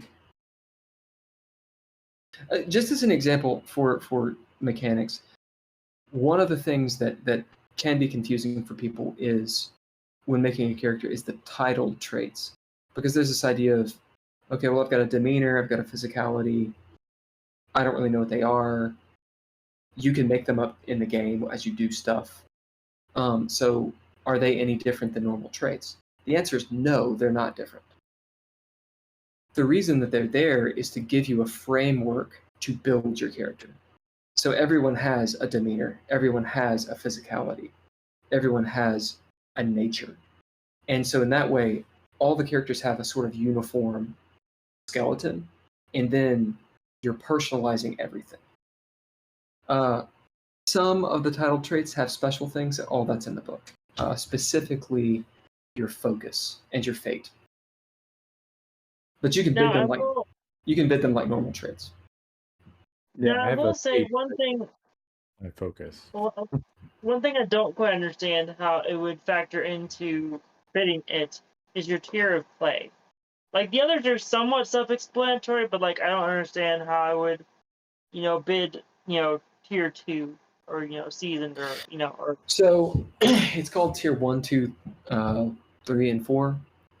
That's actually just for ease to kind of know the power level of a character. Essentially, the arbiter, when they set up the game, they're going to say, okay, to use Dungeons and Dragons terms, you're going to be this level. It's kind of what it is. Because the idea is that a tier 1 coming of age character has fewer resources and can do less than a tier 4 legendary character. And so I can throw, Frankenstein at you at coming of age, and I know that you don't have as much mechanical power. Even if we've been playing the game for a long time, you literally cannot do as much as a legendary character, as someone in between. So what it allows the arbiter to do is say, what kind of game is this going to be? And the reason it has a trait associated is if you're coming of age, the story is about you coming of age. If you're seasoned, it means you're past that, you're somewhere in the middle. If you're at heroic, you're heroic characters. You're expected to deal with things like Darth Vader, right? But you're probably not going to win. If you're legendary, you're probably fighting Darth Vader and doing stuff. So Gotcha. there's no hard and fast challenge rating in this game, but there is a way of putting a scope and saying this is what your characters can do. The mechanic behind that is this. On your turn, you bid a trait to do something, and you can throw down if you have to. Like if the threshold is high enough, you have to throw down to see if you succeed or fail or something in between. You can also bid ninja gear to gain extra dice. You can also bid traits to activate your abilities. And those usually give you bonus successes or perhaps something else. The thing is, whatever your tier is, that's how many you can bid. So for example, if you're tier 1, that means on your turn, you can do 1 ability and 1 ninja gear. That's it. If you're tier 4, you can do 4 abilities and 4 ninja gear. And if you think about it, that's a lot more successes than you could possibly have. So that's the thing. You guys are tier 2. You can do up to 2 abilities and activate up to 2 ninja gear on a turn. That's the mechanic idea. Gotcha. Okay.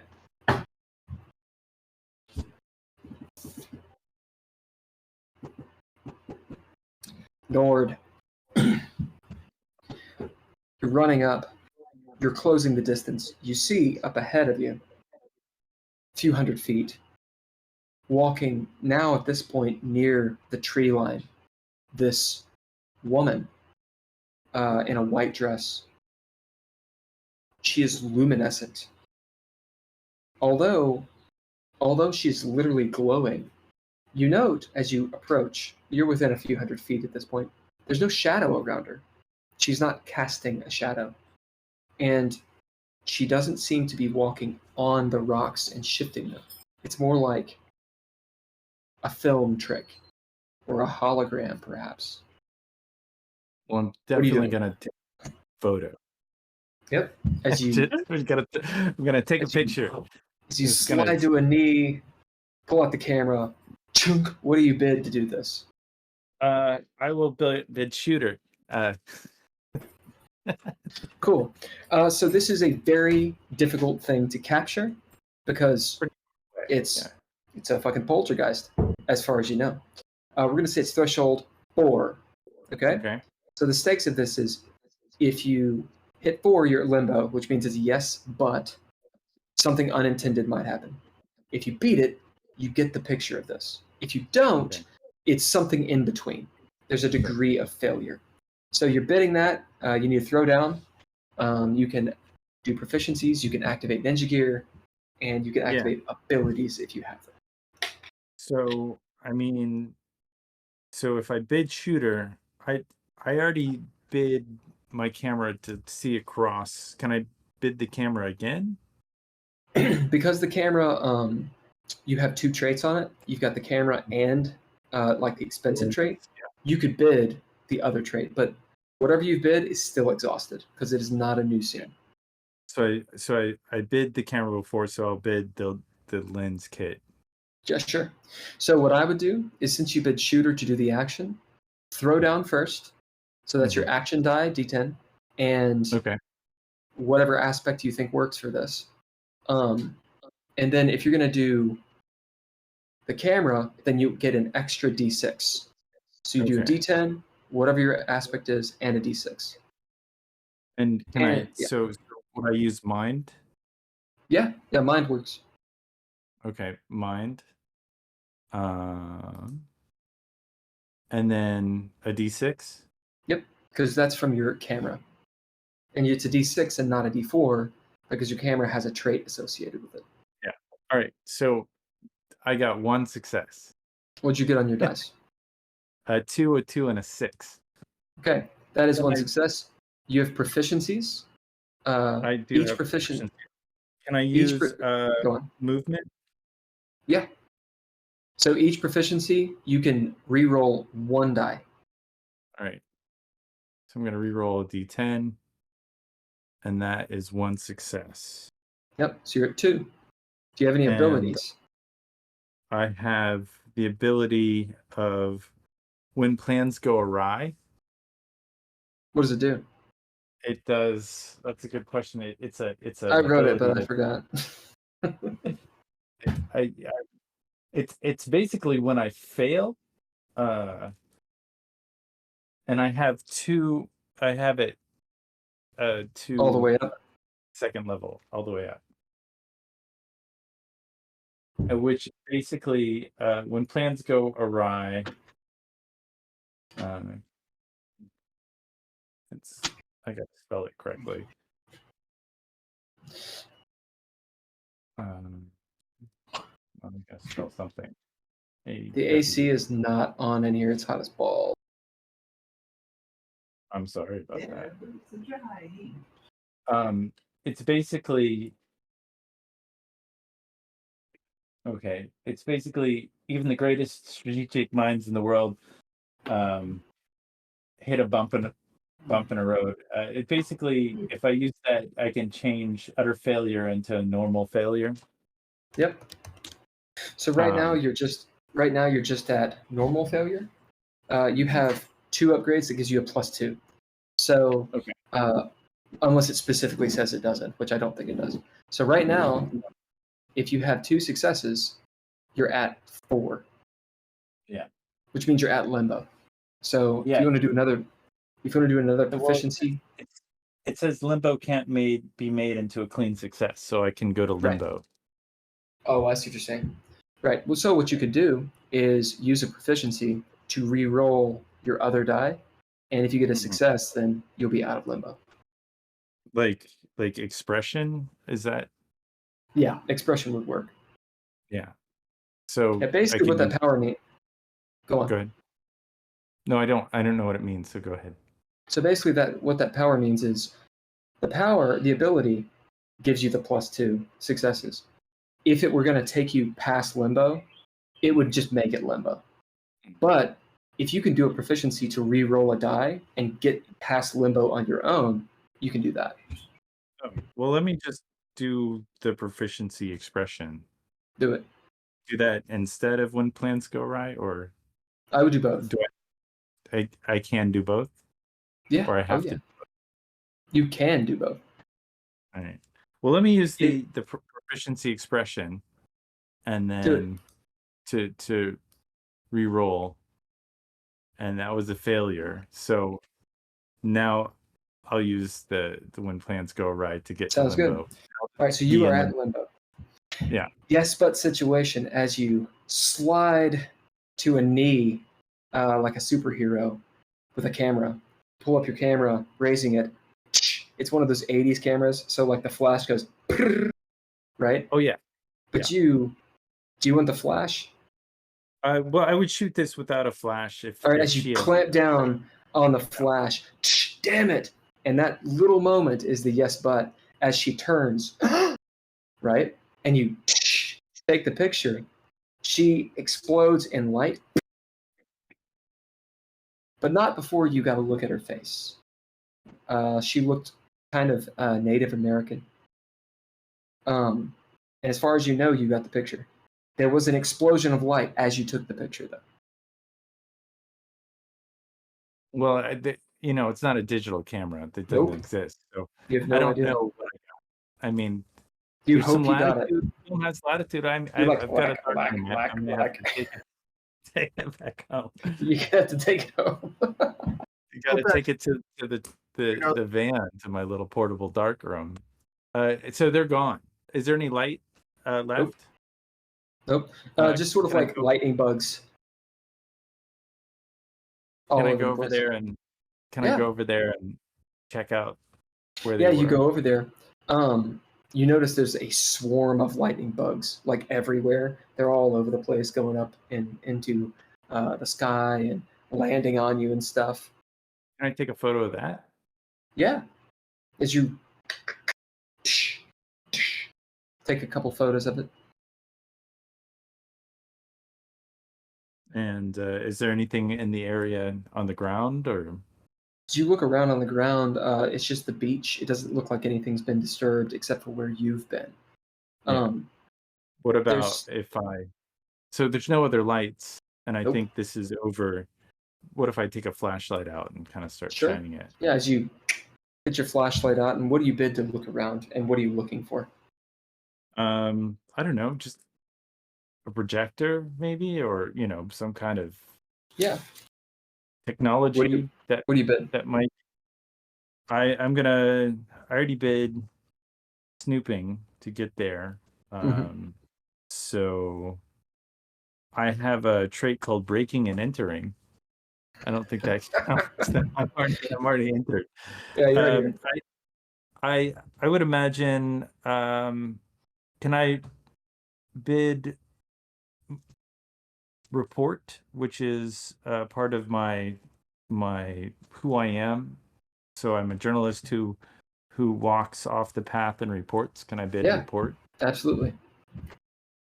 As you're looking for details for not excuses, for the reason for all of this, for clues and such, as you have your flashlight out and you're looking around maybe for some sort of projector or something, you don't find any wiring or any cabling, or maybe you look over and at the water. Could have been an optical illusion, something reflecting. There are a lot of lights in the city, and there were a bunch of lightning bugs, but you saw a Native American woman. So these thoughts in your head, as you're searching around with your flashlight, you notice within the tree line, it looks like something like a newspaper, maybe at a high tide, had washed up into the roots of those trees, those outlying trees, and that catches your eye. All right, I'll go to the newspaper and take a look at it. As you get near the tree line, that feeling of being watched increases. Thick canopy. It's very dark in there, save for the lightning bugs. It's cooler.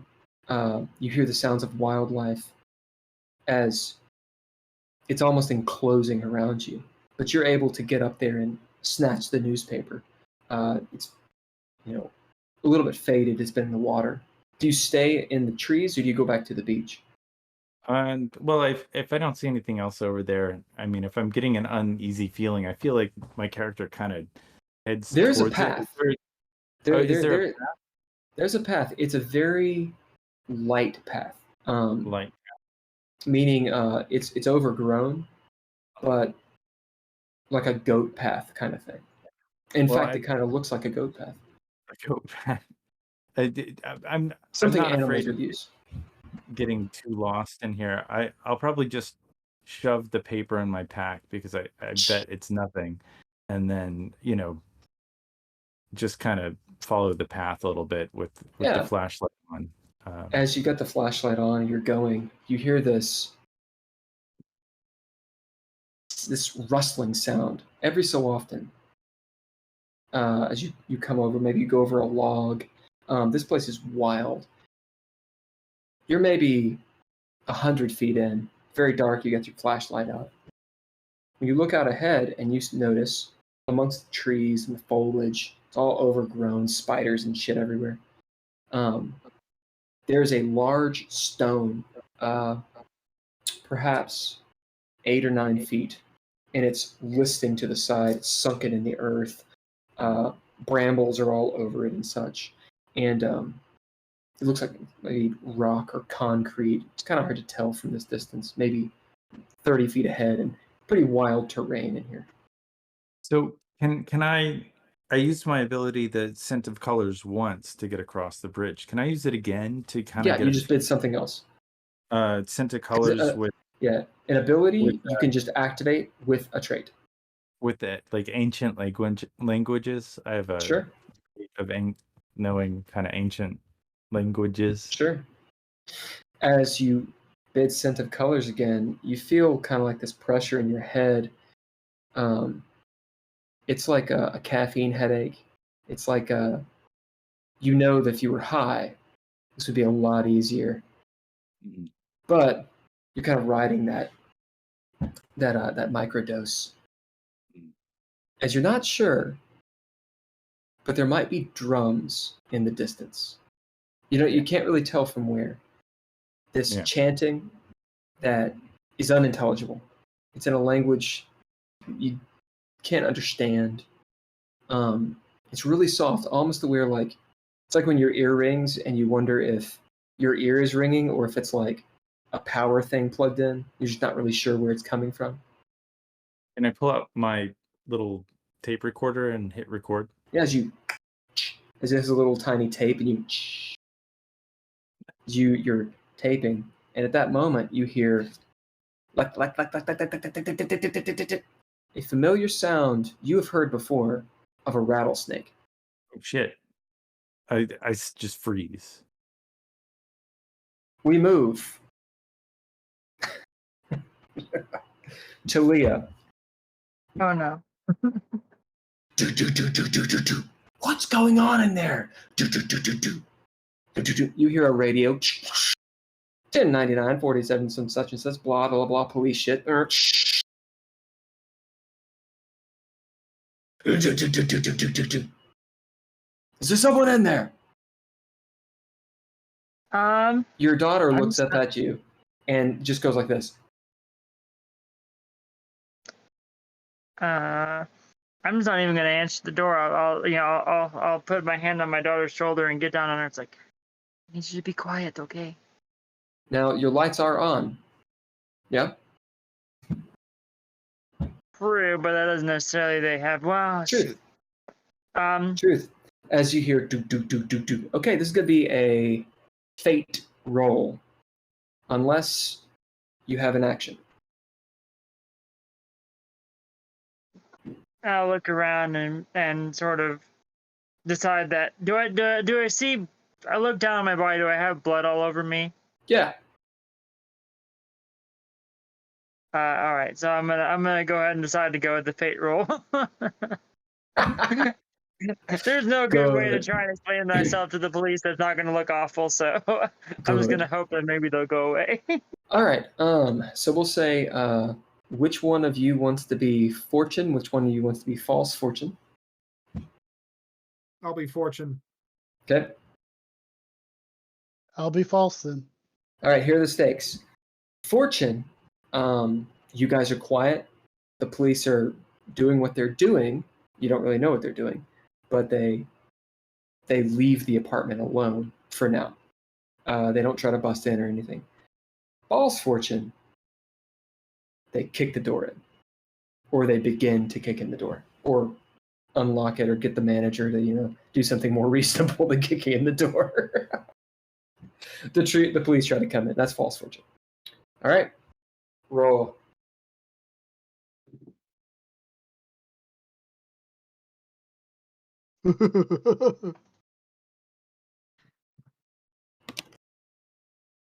I rolled a 7.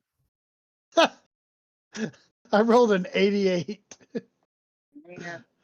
All right, if somebody wants to spend a proficiency, it doesn't matter what proficiency, both people roll again. I'll And go ahead and anyone can spend do one. that. Okay. I'll go ahead and spend an expression one. All right. Go ahead and roll it again.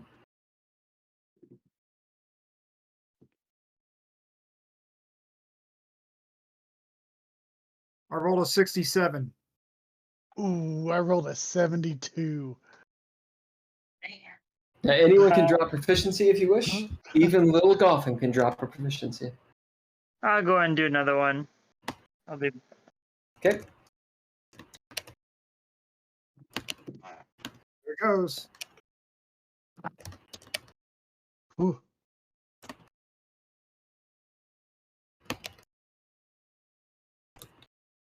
What'd you get? 56. 18. Season. All right, I'll do one Oh, more, and then I'm no. just gonna say that this is fate.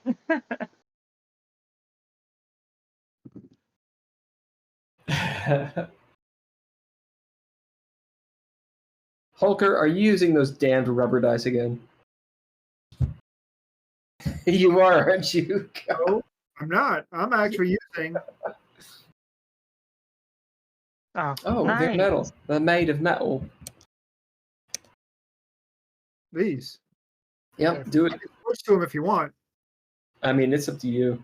Yeah. I think it's hilarious. All right, what you all get? Hulker, you want me to go first? You want me to roll instead? Can I be one? All right, he's got it. They have to do it. They don't have to do it. I don't.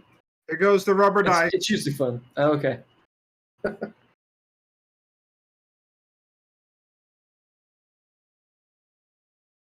I rolled a 62. This time I got an 11. All right, All right. there, finally. As out front, it seems to take forever as the police are beating on the door, calling for the manager, and you think for a moment that they're going to come in. You do, maybe even you wonder if they're going to bust down the door. The thought crosses your mind: how in the hell what do they even know?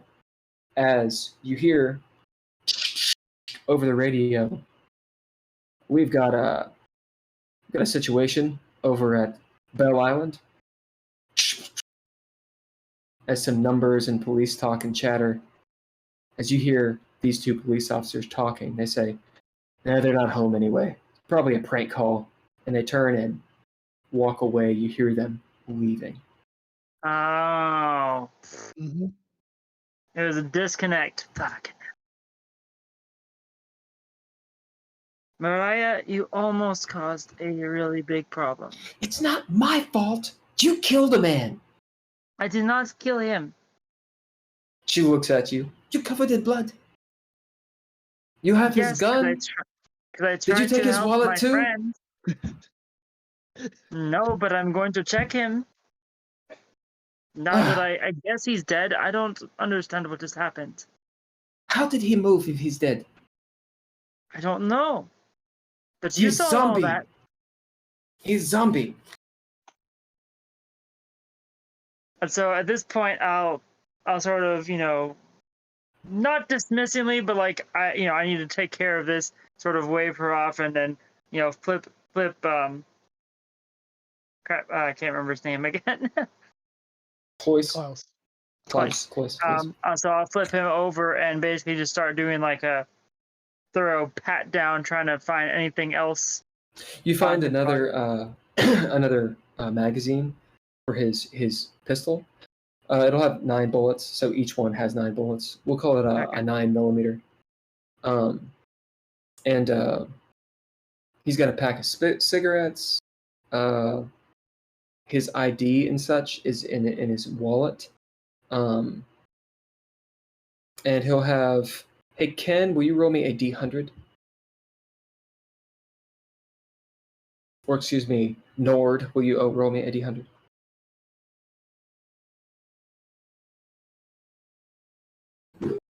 $67.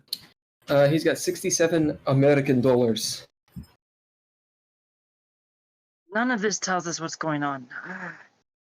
He also has a key to a car key.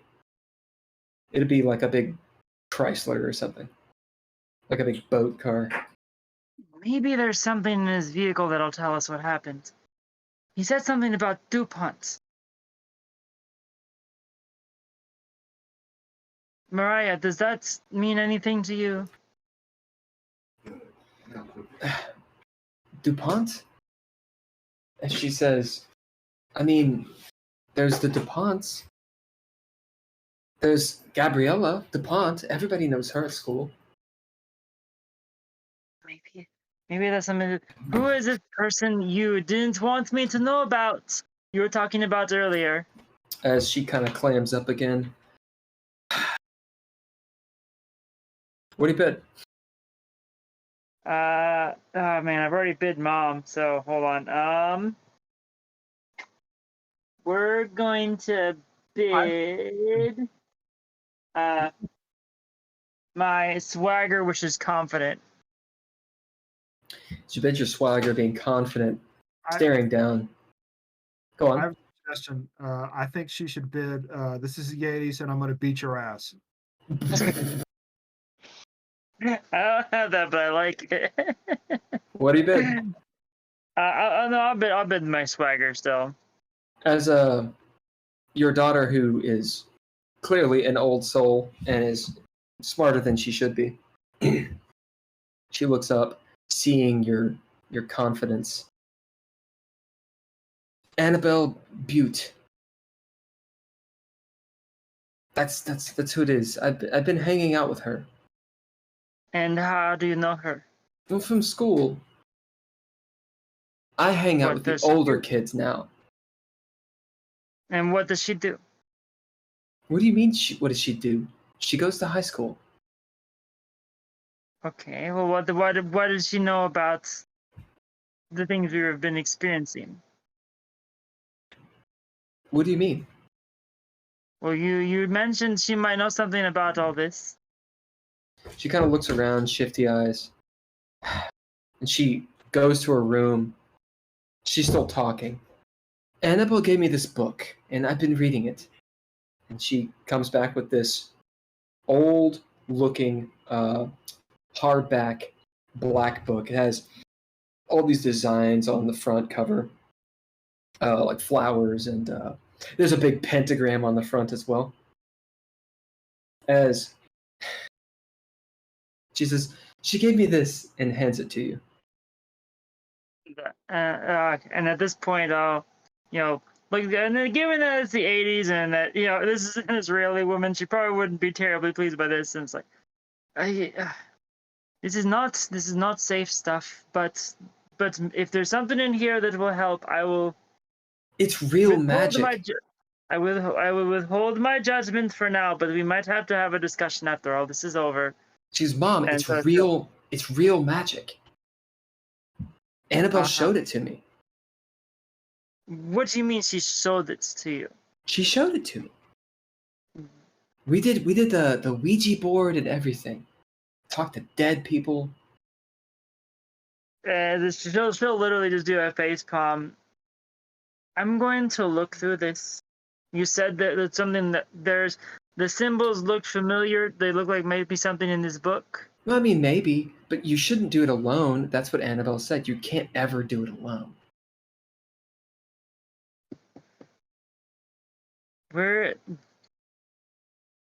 Honey, you have to understand. This whole situation is not good. I know, you're Because covered in blood and there's a dead man in the living room. Even beyond that, if we don't get this figured out, this could mean we have to go. Like, we leave the country. Wouldn't be the first time. That wasn't my fault either. Well, how are we gonna But- get this dead guy out of here? He's not some dead guy. He is my friend. She just kind of looks down at him. So what do you do? So at this point, I will take Cloise to the kitchen again, and sort of try and make him how should I put this?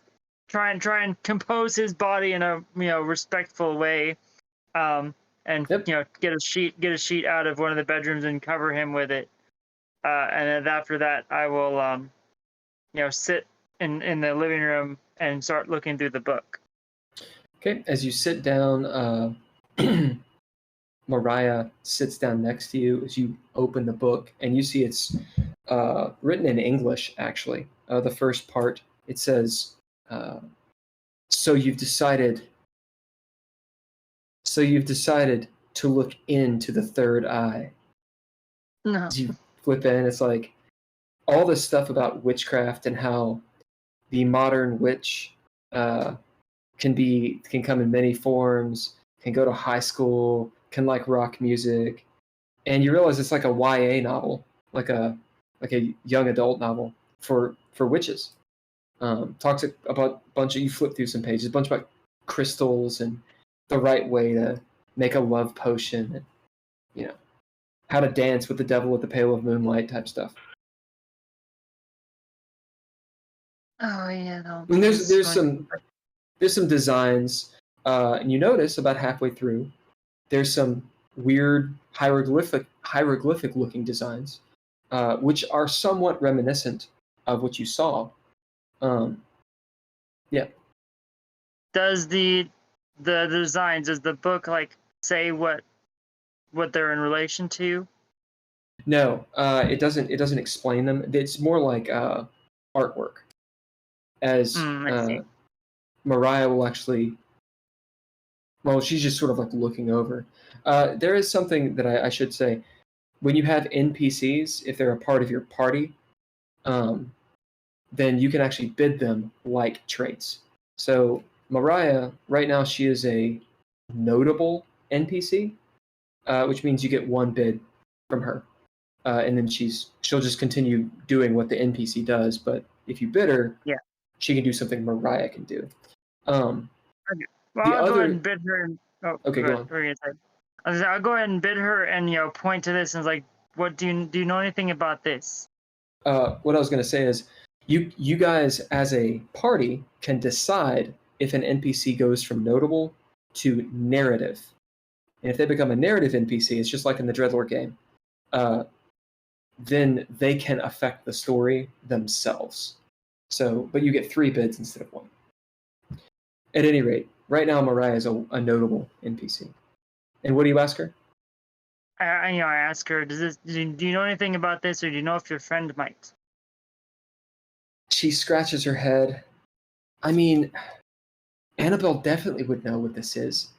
Where's that blood-covered parchment you have? I'll reach into my pocket and pull it out and sort of unroll it. And she doesn't want to touch it. She's like, "Ooh, it's icky." She says, "I mean, Annabelle's she's written stuff like that before." Do you have a way to contact her? Do you know where she lives? Duh, the phone.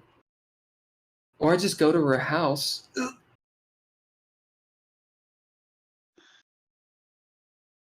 We will go to her house. We will lock up.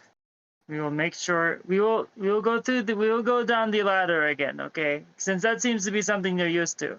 She just rolls her eyes. Don't you know any other grown-ups? I mean, that can help you with this? What about that detective guy? I might ask him, but I don't know many people who are involved in this kind of stuff.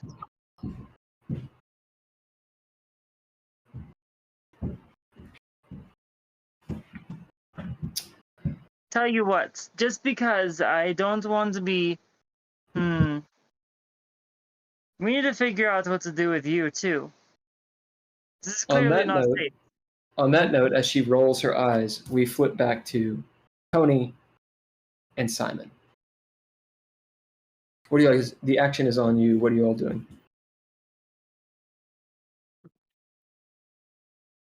Miss Foster, would you? How are you feeling? Are you calmer now? I suppose I'm feeling okay. Just, she looks over your shoulder at the TV. That I'm selling that tomorrow. I believe you. Would you prefer if one of us were to stay with you this evening? She looks up at you both. Which one's gonna stay? No, I'm asking her if she wants. She doesn't answer. She looks up at you expectantly, like, which one of you is gonna stay? Look. Actually, hey Ken, roll a d12. Jizzle, tell me high or low. I'll go high. It's a low. Got a 3. She looks up at you both and goes, and a smile kind of creeps across her face. Well, both.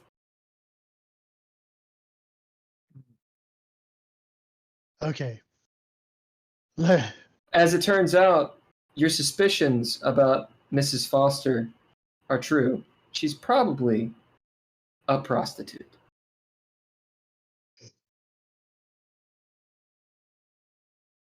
Well, let me go back and get my pants. I've been in my boxers this whole time. So you'll have a pip for that. Are you both going to stay? I will stay, but in about 4 hours or so, I think I have a shift.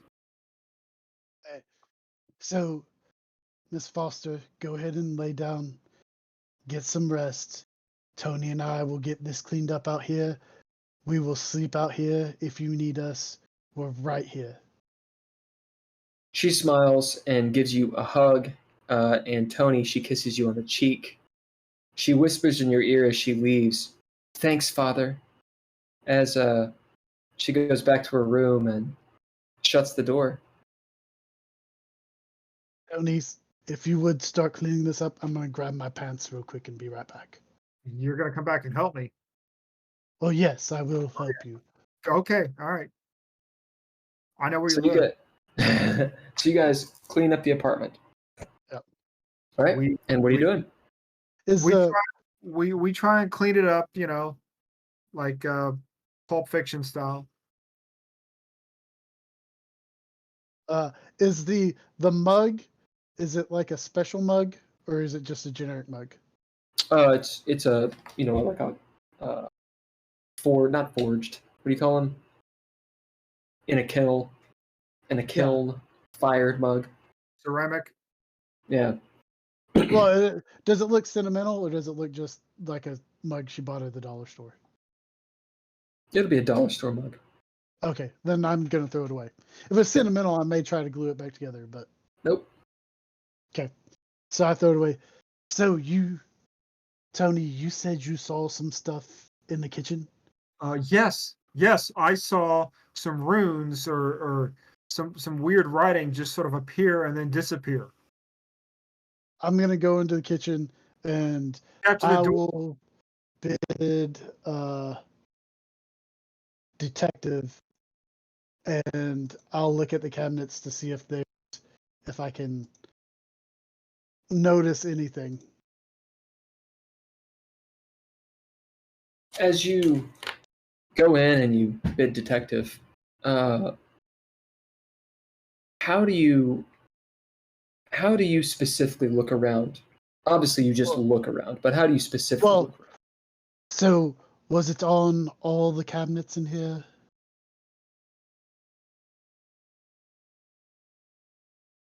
Yeah. It was on all of them. So I'll start see if I can feel if there's anything on there. I already tried that. Licking my thumb and rubbing to see if anything smears. As you do that, you don't find anything except for when you lick your thumb, it does taste mildly of copper or of blood. But other than that, you don't find anything. The place is actually pretty clean considering where you all live. It's about that time you hear a ringing, ring, ring, ring, ring, ring, from a cord phone from your apartment. Tony, that's my phone. I'll go grab it and I'll be right back. And I'll head over to my apartment. Don't lock me out. As you can see, it doesn't do much. As you get to your phone, it'll be one of those those Mickey Mouse phones. As you pick it up, It is the see-through Oh, 80s phone. That's right. That is all the neon colors and stuff. Yeah. As you pick it up, you see all the devices, gadgets move inside. Hello. Simon Vincent here. Simon, this is Idaway. You know who this is. Duck Idaway is a detective on the Detroit police force. He's an older guy. You've worked with him before. He's obsessive like you are, and specifically, he's a homicide detective. Is highway. Glad you're still up and not drunk. Well, we've had some commotion go on over here. Yeah, I bet. That part of town. Well, So, happened. you working any cases right now? Just some infidelity that's not happening, so nothing big. Well, good for me then. I've got a case that maybe you could help me out with. We doing standard advisor rates for the police force, or is this you hiring How me? much is it this time? Well, if you're hiring me, it's 40. It's a police force, let's go 60 a week. Plus expenses. Looks like I'm hiring you then.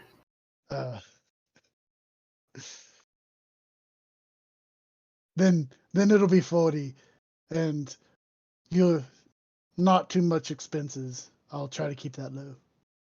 Well, we need to meet up.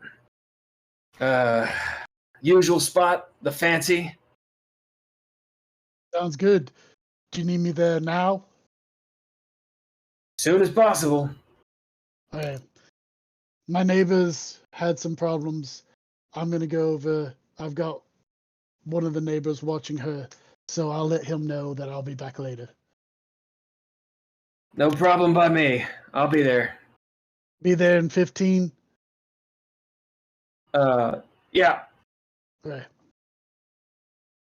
I am posting a link to the Fancy if you guys want to see what it looks like.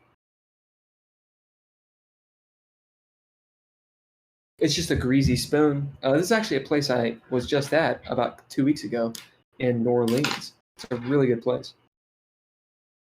Anyway. Do they serve Now it's- alcohol? Yeah. Okay, I was just checking because if not, I was going to fill up my flask before I left. I mean, you're a PI. You should always have a flask. Well, I know, but I was going to fill it up. Oh, I see. If they didn't. Yeah. Do you go and talk to Tony first, or you just go out there? I'm gonna go out and be like, Tony. Knock on the door, open it. Tony, you in here? Tony, where you at?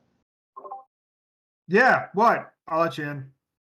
Oh, there's a police emergency. I've got to go out. So, leave? Yeah, I said it's a police emergency. But you're not. I'm more of a police officer than you. I don't know about that, but let's. I will be back. Trust me, I will be back. Just sleep light, and hopefully I'll only be gone for a half hour or so.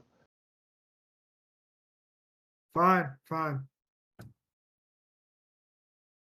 Okay. All right. Thanks. So we will montage you to the Fancy, and in the meantime, Nord, you hear the familiar sound of a rattlesnake. What are you doing? Yeah. I just freeze and wait for it to move on. What do you bet? It's worked for me in the past. What do you bet? Because that would be a good trait. It worked for me in the past. I feel like I would say I'll bid it worked for me in the past. Yeah. Yeah, you can make that one. All right. As you stand there for a while, as every so often you wonder, has it gone? And then you hear a little bit further away. Again, a little bit further away. You guess you've probably been out here for like 30 minutes. I'll wait. As the rattlesnake you think is probably gone. Did What are I you see doing? which way they went? No, The rattlesnake. no, Are the no. You drums heard it. still? No, I mean, did I hear which way it went? I guess. it went back into the forest somewhere. Okay. It's in the underbrush. It's hard to tell. And well, we will say this though, since you made a bid, you heard more than one. Oh shit. Like, and they're Right. they're in the forest. Yeah, they're- I'll probably back out Yeah, a as little bit. you back out, you get out onto the beach again. All right, and I don't see anything else special. Did the drums kind of die down, or are they Yeah. still happening? Pretty much when the rattlesnake went off, the drums were gone. Okay. Well, I will probably go back to my vehicle and maybe find a diner somewhere and get a cup of coffee because I'll have a late night, processing these photos that I may or may not have taken. As you make your way back across the bridge, slowly this time, you don't have to bid for it. You see next to your van a police car Oh shit. Well, With I'm a not light- gonna go. with a light Go on ahead. it. Yeah. And you see a couple cops. One is looking in the windows. One is walking around it, and he's got his light on. And he's flashing it around. We'll I'm say that gonna- you're like on Bell Island on that side of the bridge, which is Oh. a good 500. Let's see. It's about 1,000 feet away. Okay, I'll walk back, maybe towards civilization. Is there a coffee shop nearby? Well, you got where did you park your van? I just probably right at the end of the bridge. All right. So is there, in so a how do parking you- spot. Oh, in a parking spot. So how do you Yeah. get past the cops? Yeah. Well, I mean, if they're looking at the van, like how far away is the bridge from the parking spot? It's a good question. Let's say it's a high or low roll. So, Drizzle, would you like to roll a D10 or a D12, whatever? And don't tell me what the result is. Can you say high or low and here are the stakes? If you get it, then the parking spot is far enough away to where you can pretty easily just get by. If it's wrong, it's right there. Okay. I'll say low. 7 out of 12, so it's high. You can do Well, proficiency if you want. I'll just And you can bid to try to get around them. I'll just walk by like everything's normal. You fly casually. And if I need to bid, I'll bid yellow journalism, which is They absolutely turn. Seeing you get about halfway past the truck as one goes, Yeah. Hey, you! As the light goes to your face. yeah. Is this your van? Howdy. No, this is not my van.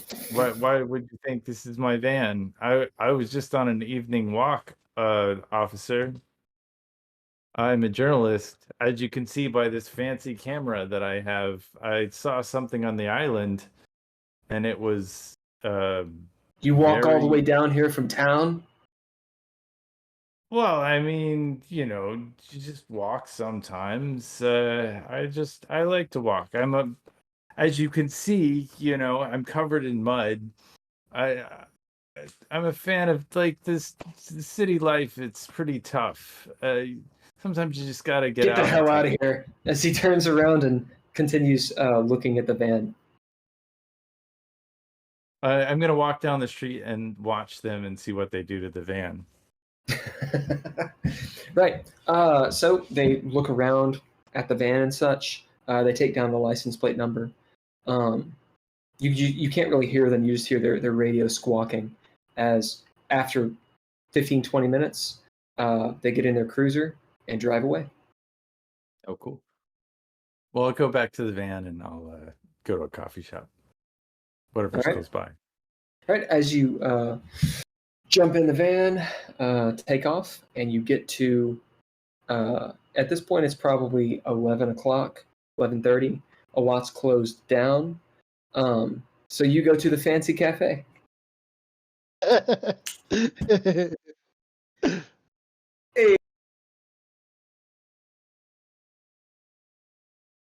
Leah, I'll get some coffee. you we're montaging you through this. How do you get all of this done? What do you do? I'm just even gonna make it easy on you. I'm gonna say, I'll look at Mariah and I was like, "Damn it, I need some coffee. This is crazy." You get a need some narrative time to point. Do you take a shower first? Yeah, I'm gonna go take a shower and change my clothes. All right, you do all of that. We montage to where everyone is at the same place, the fancy, except for Tony. Oh, Tony. Poor Tony. As there, this is called. It's not called an arbiter intervention, but I'm gonna coin that term. Tony, you're sitting there. You've cleaned up the apartment a little bit. You've done more than Simon did, definitely. As you're kind of settling down into this couch, which is a little bit too small for you, there's something that's in your back. It's maybe you don't know what it is. Maybe it's like the remote control or something. But there's something that's making it so that you can't sleep right. As you search around and find this, it kind of looks like a little statue of a Buddha, but it's not a Buddha. It's not like the big fat man who's smiling. Oh no. It kind of looks like the cross between a dragon, like dragon's body, and a woman's head that has these wings folded back. And it's made of some kind of stone. The stone it's got red and white striations in it. It's about palm sized. Smells like incense and stuff. I need Simon to come back and identify. Wrong game. Yeah.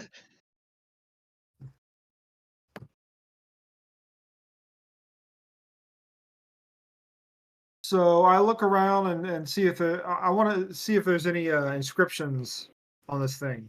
What do you bid? I'm gonna bid Latin Oh, okay. because As you're looking around, because what? Because I'm a former priest. I got 10 years of that thing. As you're looking around along this smooth, deftly cut statue, this figurine, you don't see any Latin on it, but you do see markings. And because you bid, your ecclesiastic background, you know that they're demonic in nature. They're probably not biblical, but they're in some of the the scrolls that didn't make the cut. Apocryphal. Yeah. As you'll get a pip for that. Thank you. As you can tell, it's apocryphal, and it looks like they look similar. The writings you saw was just a flash, but it does seem familiar. You're not 100% sure. About that time, the bedroom door opens. You see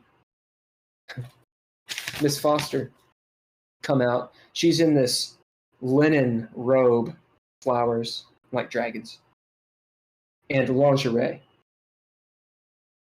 As you get a peek inside of her room, the bed is like made in velvet. There's candles. And she sachets out. Oh, Tony. Where's your friend?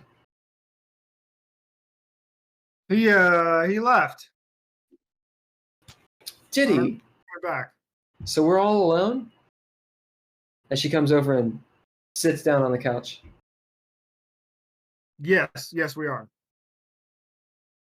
What are you doing with the figurine? That's not foreplay. What are you doing with it? I say, hey, I found this figurine on your couch. As she's like, oh, let me see that. As she turns and looks, you can bid or throw down to notice something. I will bid border guard, because my job is to actually notice a lot of stuff, as much as I can, about people who are trying to get in. He's gonna try to guard her southern border. You'll get a pip. As she kind of pauses for a second, you can tell she hesitates, but she's really good at playing it off. As she's just, oh, let me see that. Do you give it to her? Yeah. Okay. Of course I As do. she takes the figurine. So where'd Simon go? I don't know. You know what I could really use right now? As she looks longingly in your eyes. What's that? A cup of coffee. You want me to go back into the kitchen? No, let's go out. As she goes back into the room, blows out the candles, giggles to herself, changes clothes, and you all go to the fancy. Okay, this is the last encounter. This will be a new scene. So, since it's a new scene, that means you regain all of your exhausted traits. Yeah.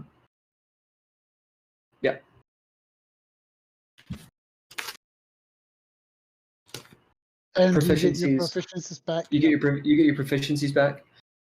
You do not get cunning or breath back, but you haven't spent any.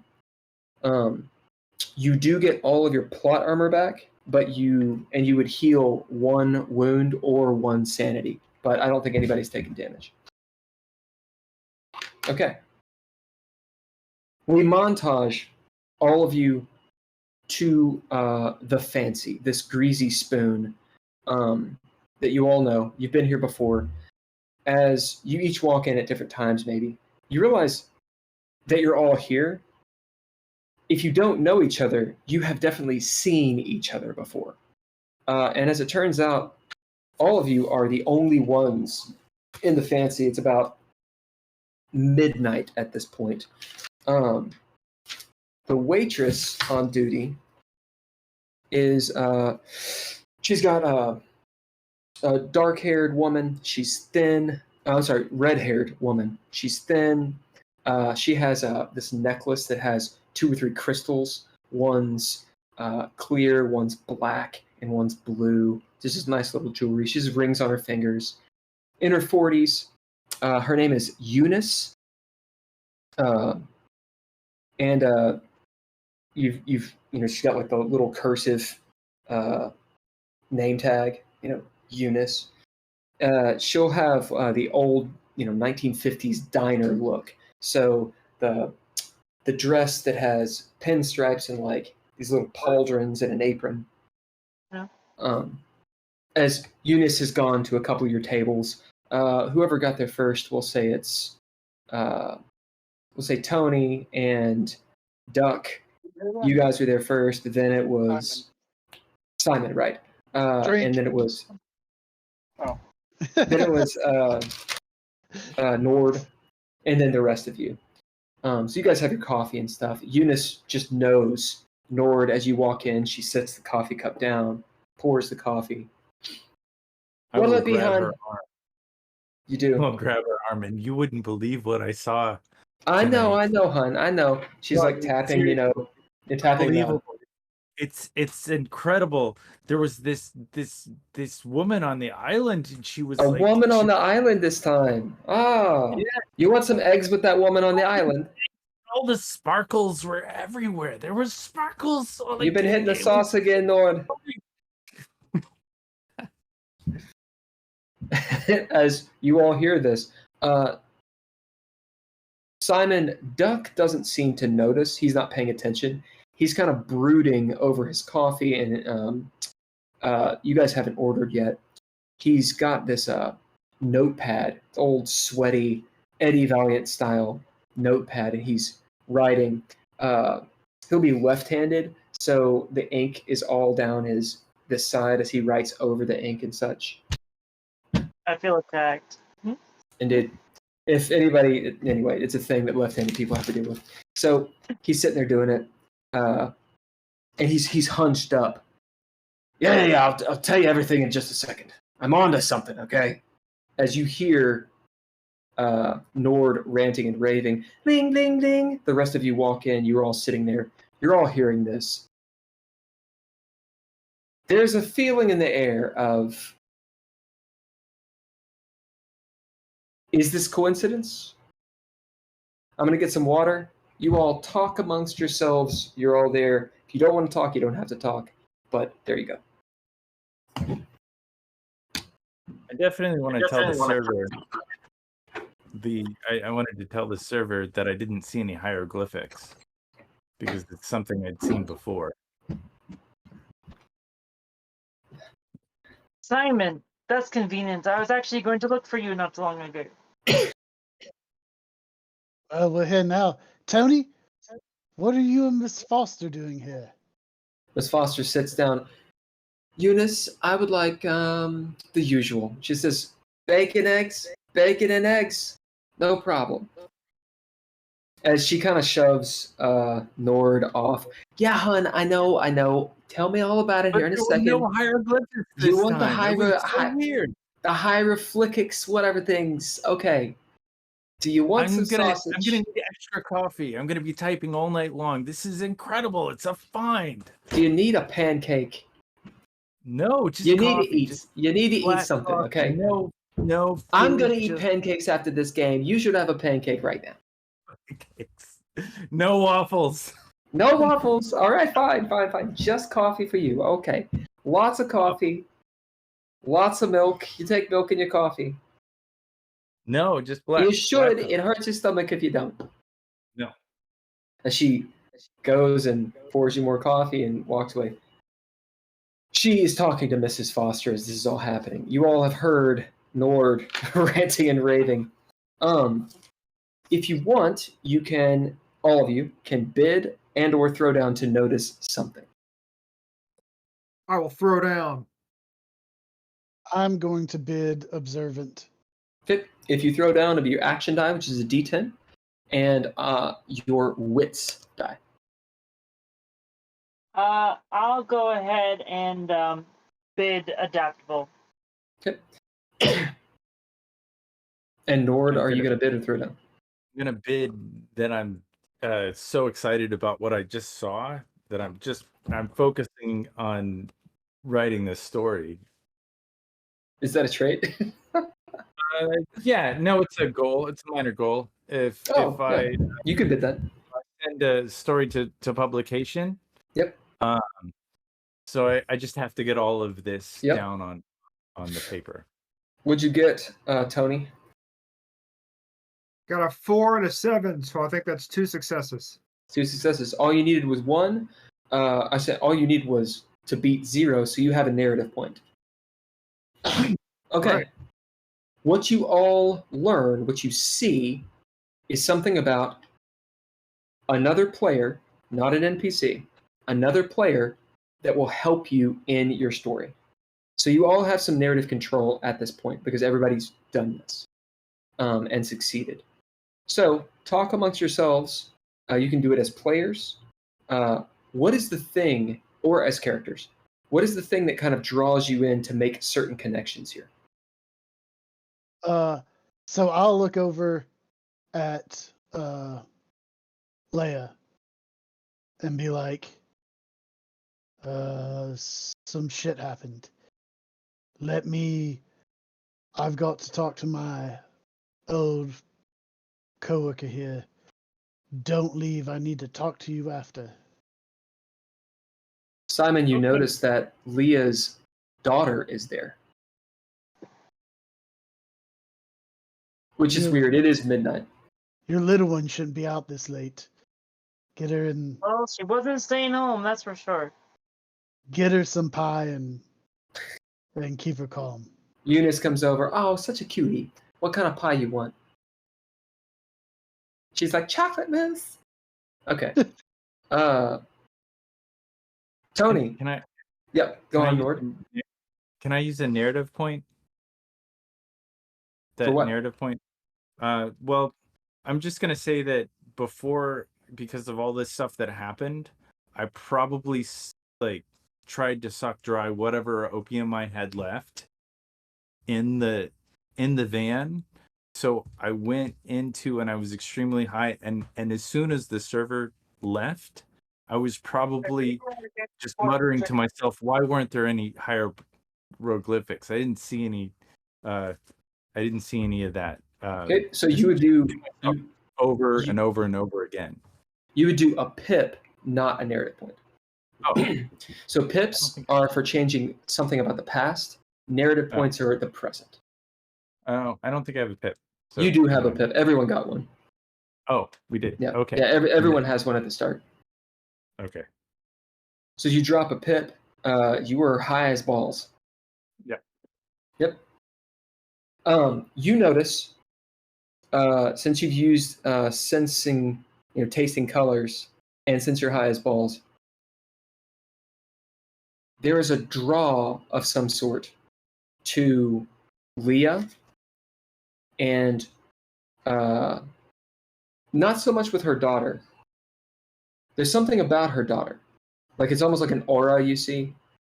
But there's a draw to Leah, as it's almost like the drums are back when you kind of look at her, and then they fade.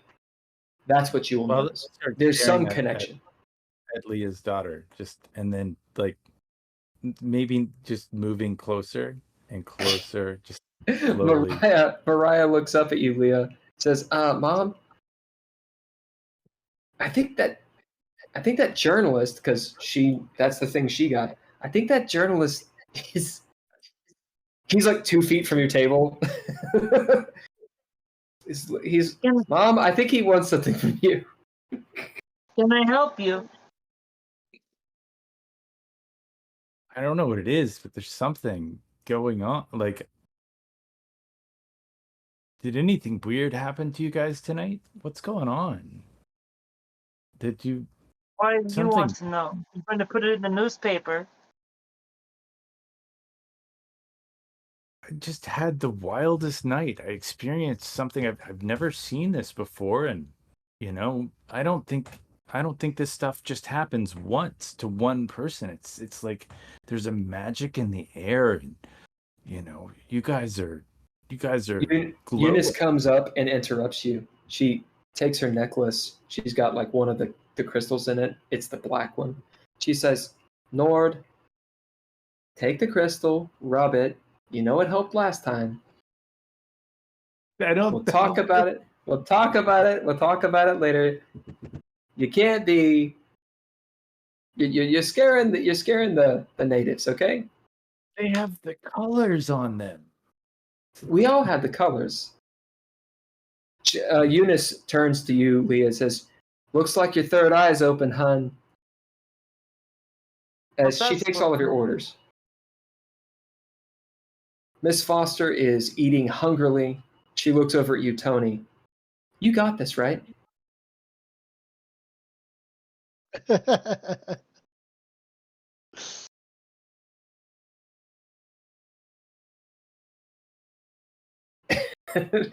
She nods, accepting this as validation. All right, it's about that time. Duck, Idaway, looks up. All right, he's not noticed any of this. He looks up at you, Simon. All right, so I'm pretty close this time to finding the girl and her killer. You know that Gabriella chick? Yeah. He nods. That's gone missing. Yeah. Yeah. I think she was the next one. You know that Duck has been, for decades, investigating murders that occur during the solstices. and equinoxes. He's kind of a bit of a joke at the precinct because this is what he does. He's obsessed.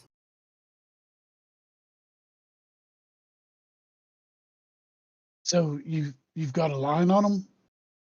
I don't actually know where she is, but it all adds up. Didn't you see the moon tonight?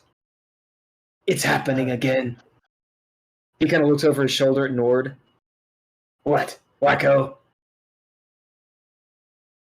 Do I know how long the equinox is from today? A couple days. Couple days. Equinox is close. Do you have what do you need me for? He looks around, seeing all of you for the first time, it seems. The hell did you all come from? You can tell he is paranoid.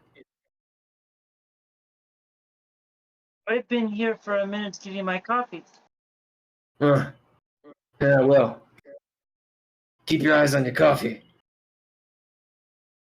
You want to move back a booth or two?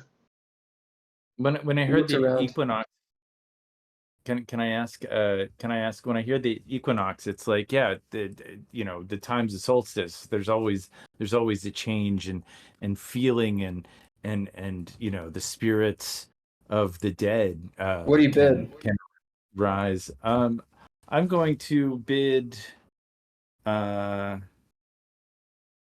oh gosh, what do I have in here? I got so many things. Can I bid ancient languages?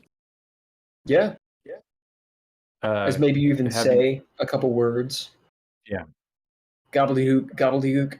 As the Sumerians and the the bread. the Aztecs. It's the Aztecs. As he looks. Yeah, you come over here too. I might. Do you know this guy, Simon? I don't. I know he's a journalist, but I don't know him. The Journalist. other two do kind of know. Huh. I write for the National Enquirer adjacent. Seems a little awkward that we'd all be here the same night by coinky dink. Does anybody He turns seen around. any- Yeah, he turns around. Eunice. She turns, yeah.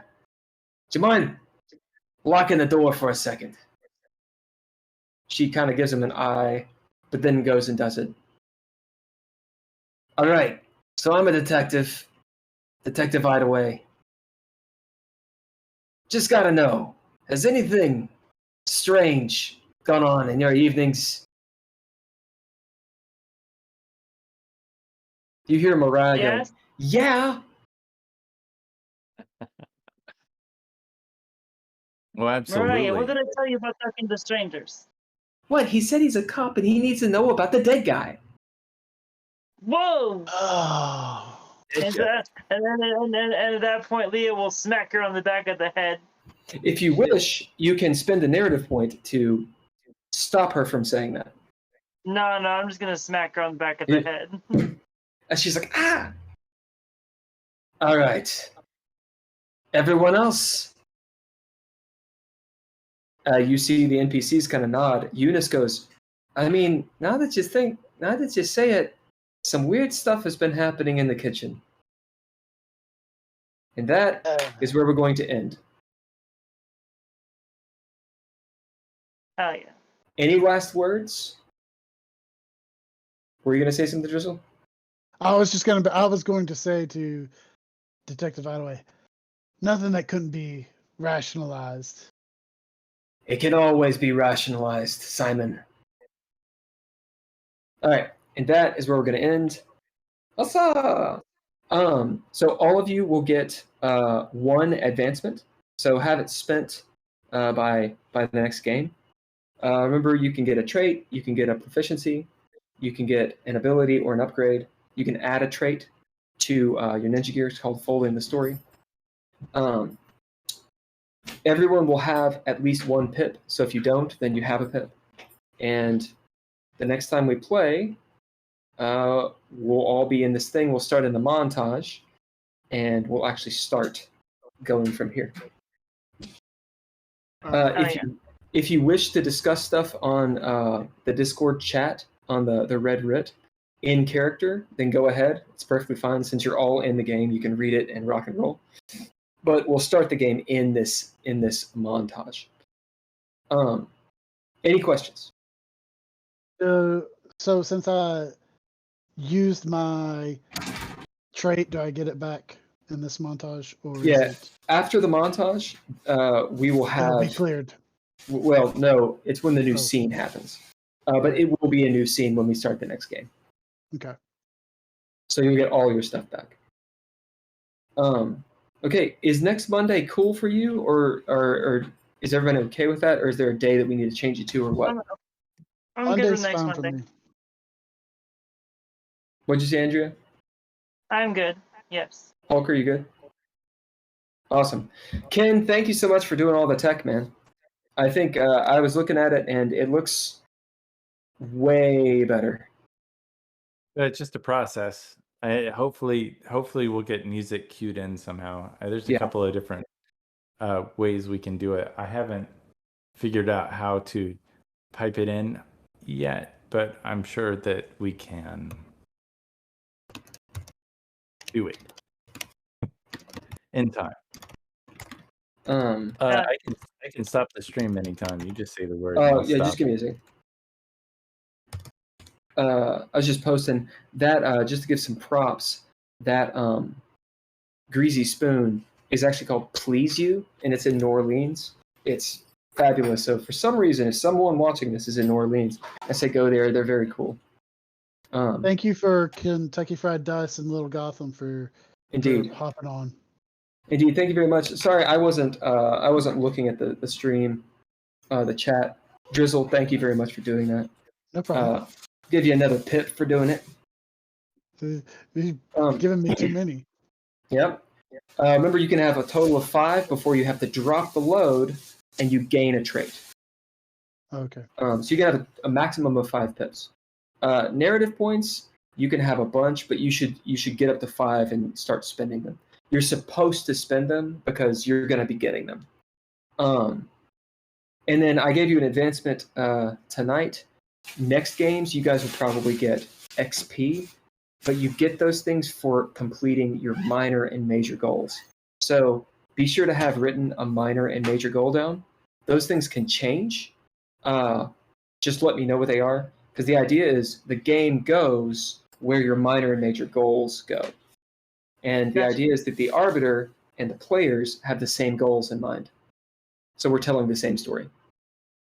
Sweet. All right. Thank you guys for chilling out this whole time. Yeah. Slow clap for my brother for hanging out this whole time. He's just hanging. He can't hear, so he's just like. No, it's fine. It's good. And congratulations for being in a hot apartment in LA. I mean, it's hot, right? It's, dude. Well, it's been cold all. What is my hair? It's been cold all week. It's like the AC is just not on in here. Yeah, they're skipping on the AC, man. Yeah. Yeah, I know. It's hot. All right, guys. I will see you guys. Talk on the Discord, and I'll see you, if I don't, next Monday. Oh yeah. Okay. Bye. Bye. Bye, everybody.